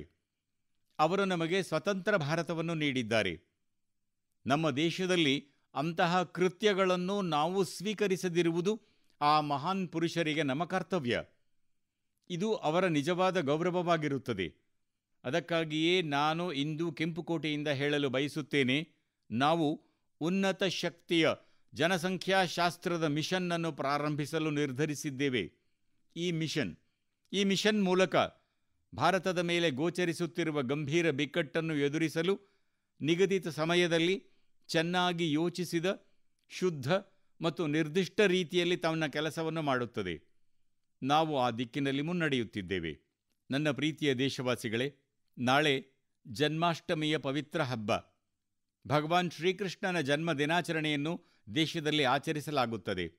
ಸ್ನೇಹಿತರೆ, ನಾನು ಭಗವಾನ್ ಶ್ರೀಕೃಷ್ಣನನ್ನು ನೆನಪಿಸಿಕೊಳ್ಳುವಾಗ ಇಂದು ಇಡೀ ಜಗತ್ತಿನಲ್ಲಿ ಯುದ್ಧದ ವಿಧಾನಗಳು ಬದಲಾಗುತ್ತಿರುವುದನ್ನು ನಾವು ನೋಡುತ್ತಿದ್ದೇವೆ. ಭಾರತವು ಪ್ರತಿಯೊಂದು ಹೊಸ ಯುದ್ಧ ವಿಧಾನವನ್ನು ನಿರ್ವಹಿಸುವ ಸಾಮರ್ಥ್ಯವನ್ನು ಹೊಂದಿದೆ ಎಂದು ನಾವು ನೋಡಿದ್ದೇವೆ. ನಾವು ಇದನ್ನು ಆಪರೇಷನ್ ಸಿಂಧೂರ್ನಲ್ಲಿ ತೋರಿಸಿದ್ದೇವೆ. ತಂತ್ರಜ್ಞಾನದಲ್ಲಿ ಅದು ಎಷ್ಟೇ ಪಾಂಡಿತ್ಯ ಹೊಂದಿದ್ದರೂ ಪಾಕಿಸ್ತಾನ ನಮ್ಮ ಮಿಲಿಟರಿ ನೆಲೆಗಳು, ನಮ್ಮ ವಾಯು ನೆಲೆಗಳು, ನಮ್ಮ ಸೂಕ್ಷ್ಮ ನೆಲೆಗಳು, ನಮ್ಮ ನಂಬಿಕೆಯ ಕೇಂದ್ರಗಳು, ನಮ್ಮ ನಾಗರಿಕರ ಮೇಲೆ ಲೆಕ್ಕವಿಲ್ಲದಷ್ಟು ಸಂಖ್ಯೆಯಲ್ಲಿ ಕ್ಷಿಪಣಿಗಳು ಮತ್ತು ಡ್ರೋನ್ಗಳೊಂದಿಗೆ ದಾಳಿ ಮಾಡಿತು. ದೇಶವು ಇದನ್ನು ಕಂಡಿದೆ. ಕಳೆದ 10 ವರ್ಷಗಳಲ್ಲಿ ದೇಶವನ್ನು ಸುರಕ್ಷಿತವಾಗಿಡಲು ಮಾಡಿದ ಪ್ರಯತ್ನಗಳು, ಆ ಶಕ್ತಿಯ ಪರಿಣಾಮವಾಗಿ ನಮ್ಮ ಧೈರ್ಯಶಾಲಿ ಸೈನಿಕರು ಮತ್ತು ನಮ್ಮ ತಂತ್ರಜ್ಞಾನವು ಅವರ ಪ್ರತಿಯೊಂದು ದಾಳಿಯನ್ನು ಈ ರೀತಿ ಚದುರಿಸಿತು. ಅವರು ಒಂದು ಸಣ್ಣ ಹಾನಿಯನ್ನು ಸಹ ಉಂಟುಮಾಡಲು ಸಾಧ್ಯವಾಗಲಿಲ್ಲ. ಆದ್ದರಿಂದ ಯುದ್ಧಭೂಮಿಯಲ್ಲಿ ತಂತ್ರಜ್ಞಾನ ವಿಸ್ತರಿಸುತ್ತಿರುವಾಗ ತಂತ್ರಜ್ಞಾನವು ಪ್ರಾಬಲ್ಯ ಸಾಧಿಸುತ್ತದೆ. ನಂತರ ರಾಷ್ಟ್ರದ ರಕ್ಷಣೆಗಾಗಿ, ದೇಶದ ನಾಗರಿಕರ ಸುರಕ್ಷತೆಗಾಗಿ ನಾವು ಇಂದು ಗಳಿಸಿರುವ ಪಾಂಡಿತ್ಯವನ್ನು ವಿಸ್ತರಿಸಬೇಕಾಗಿದೆ. ಇಂದು ನಾವು ಗಳಿಸಿರುವ ಪಾಂಡಿತ್ಯವನ್ನು ನಿರಂತರವಾಗಿ ನವೀಕರಿಸಬೇಕಾಗಿದೆ. ಆದ್ದರಿಂದ ಸ್ನೇಹಿತರೆ, ನಾನು ಒಂದು ಸಂಕಲ್ಪವನ್ನು ತೆಗೆದುಕೊಂಡಿದ್ದೇನೆ. ನನಗೆ ನಿಮ್ಮ ಆಶೀರ್ವಾದ ಬೇಕು. ನನಗೆ ಕೋಟ್ಯಂತರ ದೇಶವಾಸಿಗಳ ಆಶೀರ್ವಾದ ಬೇಕು. ಏಕೆಂದರೆ ಎಷ್ಟೇ ಸಮೃದ್ಧಿ ಇದ್ದರೂ ನಾವು ಭದ್ರತೆಯ ಬಗ್ಗೆ ಅಸಡ್ಡೆ ತೋರಿಸಿದರೆ ಸಮೃದ್ಧಿಯೂ ಸಹ ಪ್ರಯೋಜನವಿಲ್ಲ. ಮತ್ತು ಅದಕ್ಕಾಗಿಯೇ ಭದ್ರತೆಯ ಮಹತ್ವ ತುಂಬ ದೊಡ್ಡದಾಗಿದೆ.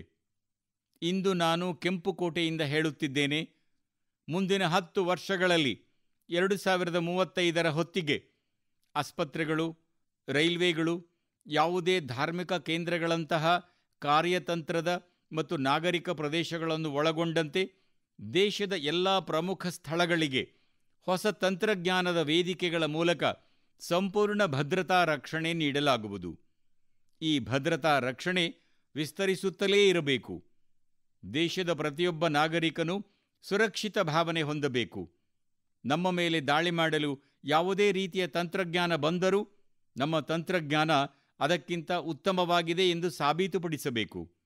ಅದಕ್ಕಾಗಿಯೇ ಮುಂಬರುವ 10 ವರ್ಷಗಳಲ್ಲಿ 2035ರ ಹೊತ್ತಿಗೆ ನಾನು ರಾಷ್ಟ್ರೀಯ ಭದ್ರತಾ ರಕ್ಷಣೆಯನ್ನು ವಿಸ್ತರಿಸಲು, ಬಲಪಡಿಸಲು, ಆಧುನೀಕರಿಸಲು ಬಯಸುತ್ತೇನೆ. ಅದಕ್ಕಾಗಿಯೇ ಭಗವಾನ್ ಶ್ರೀಕೃಷ್ಣನಿಂದ ಸ್ಫೂರ್ತಿ ಪಡೆದು ನಾವು ಸುದರ್ಶನ ಚಕ್ರದ ಮಾರ್ಗವನ್ನು ಆರಿಸಿಕೊಂಡಿದ್ದೇವೆ. ಅದು ಶ್ರೀಕೃಷ್ಣನ ಸುದರ್ಶನ ಚಕ್ರವಾಗಿತ್ತು. ಮಹಾಭಾರತದ ಯುದ್ಧ ನಡೆಯುತ್ತಿರುವಾಗ ಶ್ರೀಕೃಷ್ಣ ತನ್ನ ಸುದರ್ಶನ ಚಕ್ರದಿಂದ ಸೂರ್ಯನ ಬೆಳಕನ್ನು ತಡೆದು ಹಗಲಿನಲ್ಲಿ ಕತ್ತಲೆಯಾಗುವಂತೆ ಮಾಡಿದ್ದನ್ನು ನಿಮ್ಮಲ್ಲಿ ಹಲವರು ನೆನಪಿಸಿಕೊಳ್ಳುತ್ತಾರೆ. ಸುದರ್ಶನ ಚಕ್ರದಿಂದ ಸೂರ್ಯನ ಬೆಳಕನ್ನು ನಿರ್ಬಂಧಿಸಲಾಯಿತು. ನಂತರ ಅರ್ಜುನ ಜಯದ್ರಥನನ್ನು ಕೊಲ್ಲಲು ತೆಗೆದುಕೊಂಡ ಪ್ರತಿಜ್ಞೆಯನ್ನು ಪೂರೈಸಲು ಸಾಧ್ಯವಾಯಿತು. ಇದು ಆ ಸುದರ್ಶನ ಚಕ್ರದ ಶಕ್ತಿ ಮತ್ತು ತಂತ್ರದ ಫಲಿತಾಂಶವಾಗಿದೆ. ಈಗ ದೇಶವು ಸುದರ್ಶನ ಚಕ್ರ ಕಾರ್ಯಾಚರಣೆಯನ್ನು ಪ್ರಾರಂಭಿಸಲಿದೆ. ಈ ಮಿಷನ್ ಸುದರ್ಶನ ಚಕ್ರವು ಪ್ರಬಲವಾದ ಆಯುಧ ವ್ಯವಸ್ಥೆಯಾಗಿದ್ದು, ಅದು ಶತ್ರುಗಳ ದಾಳಿಯನ್ನು ತಟಸ್ಥಗೊಳಿಸುವುದಲ್ಲದೆ ಶತ್ರುಗಳ ಮೇಲೆ ಹಲವು ಪಟ್ಟು ಹೆಚ್ಚಿನ ಹೊಡೆತಗಳನ್ನು ನೀಡುತ್ತದೆ. ಭಾರತದ ಈ ಮಿಷನ್ ಸುದರ್ಶನ ಚಕ್ರಕ್ಕಾಗಿ ಕೆಲವು ಮೂಲಭೂತ ಅಂಶಗಳನ್ನೂ ಸಹ ನಿರ್ಧರಿಸಲಾಗಿದೆ. ಮುಂಬರುವ 10 ವರ್ಷಗಳಲ್ಲಿ ನಾವು ಅದನ್ನು ತೀವ್ರತೆಯಿಂದ ಮುಂದಕ್ಕೆ ಕೊಂಡೊಯ್ಯಲು ಬಯಸುತ್ತೇವೆ. ಮೊದಲನೆಯದಾಗಿ, ಈ ಸಂಪೂರ್ಣ ಆಧುನಿಕ ವ್ಯವಸ್ಥೆಯ ಸಂಶೋಧನಾ ಅಭಿವೃದ್ಧಿ, ಅದರ ಉತ್ಪಾದನೆಯನ್ನು ನಮ್ಮ ದೇಶದ ಯುವಕರ ಪ್ರತಿಭೆಯೊಂದಿಗೆ ನಮ್ಮ ದೇಶದಲ್ಲಿ ಮಾತ್ರ ಮಾಡಬೇಕು. ಇದನ್ನು ನಮ್ಮ ದೇಶದ ಜನರು ಮಾಡುತ್ತಾರೆ. ಎರಡನೆಯದಾಗಿ, ಯುದ್ಧದ ಪ್ರಕಾರ ಭವಿಷ್ಯದಲ್ಲಿ ಸಾಧ್ಯತೆಗಳನ್ನು ಲೆಕ್ಕಾಚಾರ ಮಾಡುವ ಮತ್ತು +1 ಅಧ್ಯಯನದ ತಾಲೀಮು ಮಾಡುವ ವ್ಯವಸ್ಥೆ ಇರುತ್ತದೆ. ಮೂರನೆಯದಾಗಿ, ಸುದರ್ಶನ ಚಕ್ರದ ಶಕ್ತಿ ಇರುತ್ತದೆ. ಅದು ತುಂಬ ನಿಖರವಾಗಿತ್ತು. ಅದು ಹೋಗಬೇಕಾದ ಸ್ಥಳಕ್ಕೆ ಹೋಯಿತು, ಕೃಷ್ಣನ ಬಳಿಗೆ ಮರಳಿತು. ಈ ಸುದರ್ಶನ ಚಕ್ರದ ಮೂಲಕ ಉದ್ದೇಶಿತ ನಿಖರವಾದ ಕ್ರಿಯೆಗಾಗಿ ವ್ಯವಸ್ಥೆಯನ್ನು ಅಭಿವೃದ್ಧಿಪಡಿಸುವ ದಿಕ್ಕಿನಲ್ಲಿ ನಾವು ಮುಂದುವರಿಯುತ್ತೇವೆ. ಆದ್ದರಿಂದ ಬುದ್ಧನ ಬದಲಾಗುತ್ತಿರುವ ಮಾರ್ಗಗಳಲ್ಲಿ ರಾಷ್ಟ್ರದ ಭದ್ರತೆ, ನಾಗರಿಕರ ಭದ್ರತೆಗಾಗಿ ಈ ಕಾರ್ಯವನ್ನು ಹೆಚ್ಚಿನ ಬದ್ಧತೆಯೊಂದಿಗೆ ಮುಂದಕ್ಕೆ ಕೊಂಡೊಯ್ಯಲು ನಾನು ಪ್ರತಿಜ್ಞೆ ಮಾಡುತ್ತೇನೆ. ನನ್ನ ಪ್ರೀತಿಯ ದೇಶವಾಸಿಗಳೇ, ನಾವು ಪ್ರಜಾಪ್ರಭುತ್ವ, ಸ್ವತಂತ್ರ ಭಾರತದ ಬಗ್ಗೆ ಮಾತನಾಡುವಾಗ ನಮ್ಮ ಸಂವಿಧಾನ ನಮಗೆ ಅತ್ಯುನ್ನತ ದೀಪಸ್ತಂಭವಾಗಿದೆ. ಅದು ನಮ್ಮ ಸ್ಫೂರ್ತಿಯ ಕೇಂದ್ರವಾಗಿದೆ. ಆದರೆ 50 ವರ್ಷಗಳ ಹಿಂದೆ ಭಾರತದ ಸಂವಿಧಾನವನ್ನು ಕತ್ತುಹಿಸಿಕೊಳ್ಳಲಾಯಿತು. ಭಾರತದ ಸಂವಿಧಾನವನ್ನು ಬೆನ್ನಿಗೆ ಇರಿದು ಕೊಲ್ಲಲಾಯಿತು. ದೇಶವನ್ನು ಜೈಲಾಗಿ ಪರಿವರ್ತಿಸಲಾಯಿತು. ತುರ್ತು ಪರಿಸ್ಥಿತಿಯನ್ನು ಹೇರಲಾಯಿತು. ತುರ್ತು ಪರಿಸ್ಥಿತಿ ಜಾರಿಗೆ ಬಂದು 50 ವರ್ಷಗಳಾಗಿವೆ. ದೇಶದ ಯಾವುದೇ ಪೀಳಿಗೆಯು ಸಂವಿಧಾನವನ್ನು ಕೊಂದ ಪಾಪವನ್ನು ಎಂದಿಗೂ ಮರೆಯಬಾರದು.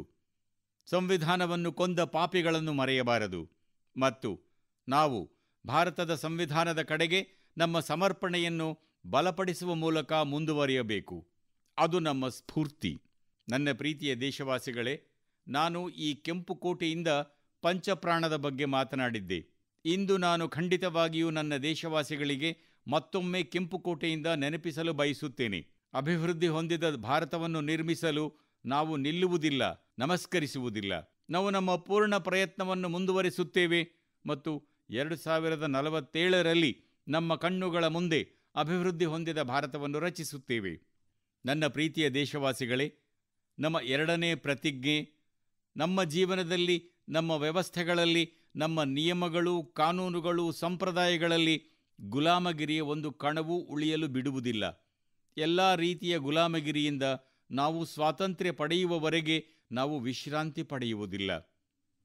ನನ್ನ ಪ್ರೀತಿಯ ದೇಶವಾಸಿಗಳೇ, ನಾವು ನಮ್ಮ ಪರಂಪರೆಯ ಬಗ್ಗೆ ಹೆಮ್ಮೆ ಪಡುತ್ತೇವೆ. ನಮ್ಮ ಗುರುತಿನ ಅತಿ ದೊಡ್ಡ ಆಭರಣ, ದೊಡ್ಡ ರತ್ನ, ದೊಡ್ಡ ಕಿರೀಟ ರತ್ನ ನಮ್ಮ ಪರಂಪರೆ. ನಾವು ನಮ್ಮ ಪರಂಪರೆಯ ಬಗ್ಗೆ ಹೆಮ್ಮೆ ಪಡುತ್ತೇವೆ. ನನ್ನ ಪ್ರೀತಿಯ ದೇಶವಾಸಿಗಳೇ, ಇದೆಲ್ಲದಕ್ಕೂ ಏಕತೆಯ ಮಂತ್ರ ಅತ್ಯಂತ ಶಕ್ತಿಶಾಲಿ ಮಂತ್ರವಾಗಿದೆ. ಆದ್ದರಿಂದ ಯಾರೂ ಏಕತೆಯ ಎಳೆಯನ್ನು ಮುರಿಯಲು ಸಾಧ್ಯವಿಲ್ಲ ಎಂಬುದು ನಮ್ಮ ಸಾಮೂಹಿಕ ಸಂಕಲ್ಪವಾಗಿರುತ್ತದೆ. ನನ್ನ ಪ್ರೀತಿಯ ದೇಶವಾಸಿಗಳೇ, ಭಾರತ ಮಾತೆಯ ಕಡೆಗೆ ನಮ್ಮ ಕರ್ತವ್ಯವನ್ನು ಪೂರೈಸುವುದು ಪೂಜೆಗಿಂತ ಕಡಿಮೆಯಲ್ಲ, ತಪಸ್ಸಿಗಿಂತ ಕಡಿಮೆಯಲ್ಲ, ಆರಾಧನೆಗಿಂತ ಕಡಿಮೆಯಲ್ಲ. ಮತ್ತು ಅದೇ ಭಾವನೆಯೊಂದಿಗೆ ತಾಯ್ನಾಡಿನ ಕಲ್ಯಾಣಕ್ಕಾಗಿ ಶ್ರಮಿಸುವ ಮೂಲಕ 2047ರ ವೇಳೆಗೆ ಅಭಿವೃದ್ಧಿ ಹೊಂದಿದ ಭಾರತದ ಗುರಿಯನ್ನು ಸಾಧಿಸಲು ನಾವೆಲ್ಲರೂ ನಮ್ಮನ್ನು ತೊಡಗಿಸಿಕೊಳ್ಳುತ್ತೇವೆ. ನಮ್ಮ ಸಾಮರ್ಥ್ಯ ಏನೇ ಇರಲಿ, ನಾವು ಯಾವುದೇ ಅವಕಾಶವನ್ನು ಕಳೆದುಕೊಳ್ಳುವುದಿಲ್ಲ. ಇಷ್ಟೇ ಅಲ್ಲ, ನಾವು ಹೊಸ ಅವಕಾಶಗಳನ್ನು ಸೃಷ್ಟಿಸುತ್ತೇವೆ ಮತ್ತು ಅವರನ್ನು ಸೃಷ್ಟಿಸಿದ ನಂತರ ನಾವು 140 ಕೋಟಿ ದೇಶವಾಸಿಗಳ ಸಾಮರ್ಥ್ಯದೊಂದಿಗೆ ಮುಂದುವರಿಯುತ್ತೇವೆ. ನನ್ನ ಪ್ರೀತಿಯ ದೇಶವಾಸಿಗಳೇ, ನಾವು ನೆನಪಿನಲ್ಲಿಟ್ಟುಕೊಳ್ಳಬೇಕು. ನಾವು 140 ಕೋಟಿ ದೇಶವಾಸಿಗಳನ್ನು ನೆನಪಿಸಿಕೊಳ್ಳಬೇಕು. ಕಷ್ಟಪಟ್ಟು ದುಡಿದವನು ಇತಿಹಾಸವನ್ನು ಸೃಷ್ಟಿಸಿದವನು. ಕಷ್ಟಪಟ್ಟು ದುಡಿದವನು ಇತಿಹಾಸವನ್ನು ಸೃಷ್ಟಿಸಿದವನು ಉಕ್ಕಿನ ಬಂಡೆಗಳನ್ನು ಮುರಿದವನು. ಉಕ್ಕಿನ ಬಂಡೆಗಳನ್ನು ಮುರಿದವನು ಕಾಲವನ್ನು ಬಗ್ಗಿಸಿದವನು. ಉಕ್ಕಿನ ಬಂಡೆಗಳನ್ನು ಮುರಿದವನು ಕಾಲವನ್ನು ಬಗ್ಗಿಸಿದವನು. ಮತ್ತು ಇದು ಸಮಯ, ಸರಿಯಾದ ಸಮಯ, ಕಾಲವನ್ನು ತಿರುಗಿಸಲು. ನನ್ನ ಪ್ರೀತಿಯ ದೇಶವಾಸಿಗಳೇ, ಮತ್ತೊಮ್ಮೆ ಈ ಮಹಾನ್ ಸ್ವಾತಂತ್ರ್ಯೋತ್ಸವದಂದು ನಿಮ್ಮೆಲ್ಲರಿಗೂ ನಾನು ಅನೇಕ ಶುಭಾಶಯಗಳನ್ನು ಕೋರುತ್ತೇನೆ, ಅನೇಕ ಅಭಿನಂದನೆಗಳನ್ನು ಸಲ್ಲಿಸುತ್ತೇನೆ. ನನ್ನೊಂದಿಗೆ ಹೇಳಿರಿ, ಜೈ ಹಿಂದ್, ಜೈ ಹಿಂದ್, ಜೈ ಹಿಂದ್. ಭಾರತ್ ಮಾತಾ ಕಿ, ಭಾರತ್ ಮಾತಾ ಕಿ, ಭಾರತ್ ಮಾತಾ ಕಿ. ವಂದೇ ವಂದೇ ವಂದೇ. ತುಂಬಾ ಧನ್ಯವಾದಗಳು. ಇದುವರೆಗೆ ದೇಶದ ಗೌರವಾನ್ವಿತ ಪ್ರಧಾನಮಂತ್ರಿಗಳಾದ ಶ್ರೀ ನರೇಂದ್ರ ಮೋದಿಯವರು ಇಂದು ಬೆಳಗ್ಗೆ ದೆಹಲಿಯ ಕೆಂಪುಕೋಟೆಯ ಮೇಲೆ ಧ್ವಜಾರೋಹಣ ಮಾಡಿ ರಾಷ್ಟ್ರವನ್ನುದ್ದೇಶಿಸಿ ಮಾಡಿದ ಭಾಷಣದ ಕನ್ನಡ ಅನುವಾದದ ಪ್ರಸಾರವನ್ನ ಕೇಳಿದಿರಿ. ಅನುವಾದಿಸಿದವರು ಪ್ರಭು ವಿ ಉಪಾಸೆ ಹಾಗೂ ಓಂಕಾರಮೂರ್ತಿ. ಓದಿದವರು ಬಿಎಸ್ ಸುಬ್ರಹ್ಮಣ್ಯ. ನಿರ್ಮಾಣ ತಂಡ ರೋಸಲಿಂಡ್ ಮ್ಯಾಥ್ಯೂ, ಜಾಂಪಣ್ಣ ಆಶಿಹಾಳ್. ಸಮಗ್ರ ನಿರ್ವಹಣೆ ಡಾ ಎಎಸ್ ಶಂಕರನಾರಾಯಣ.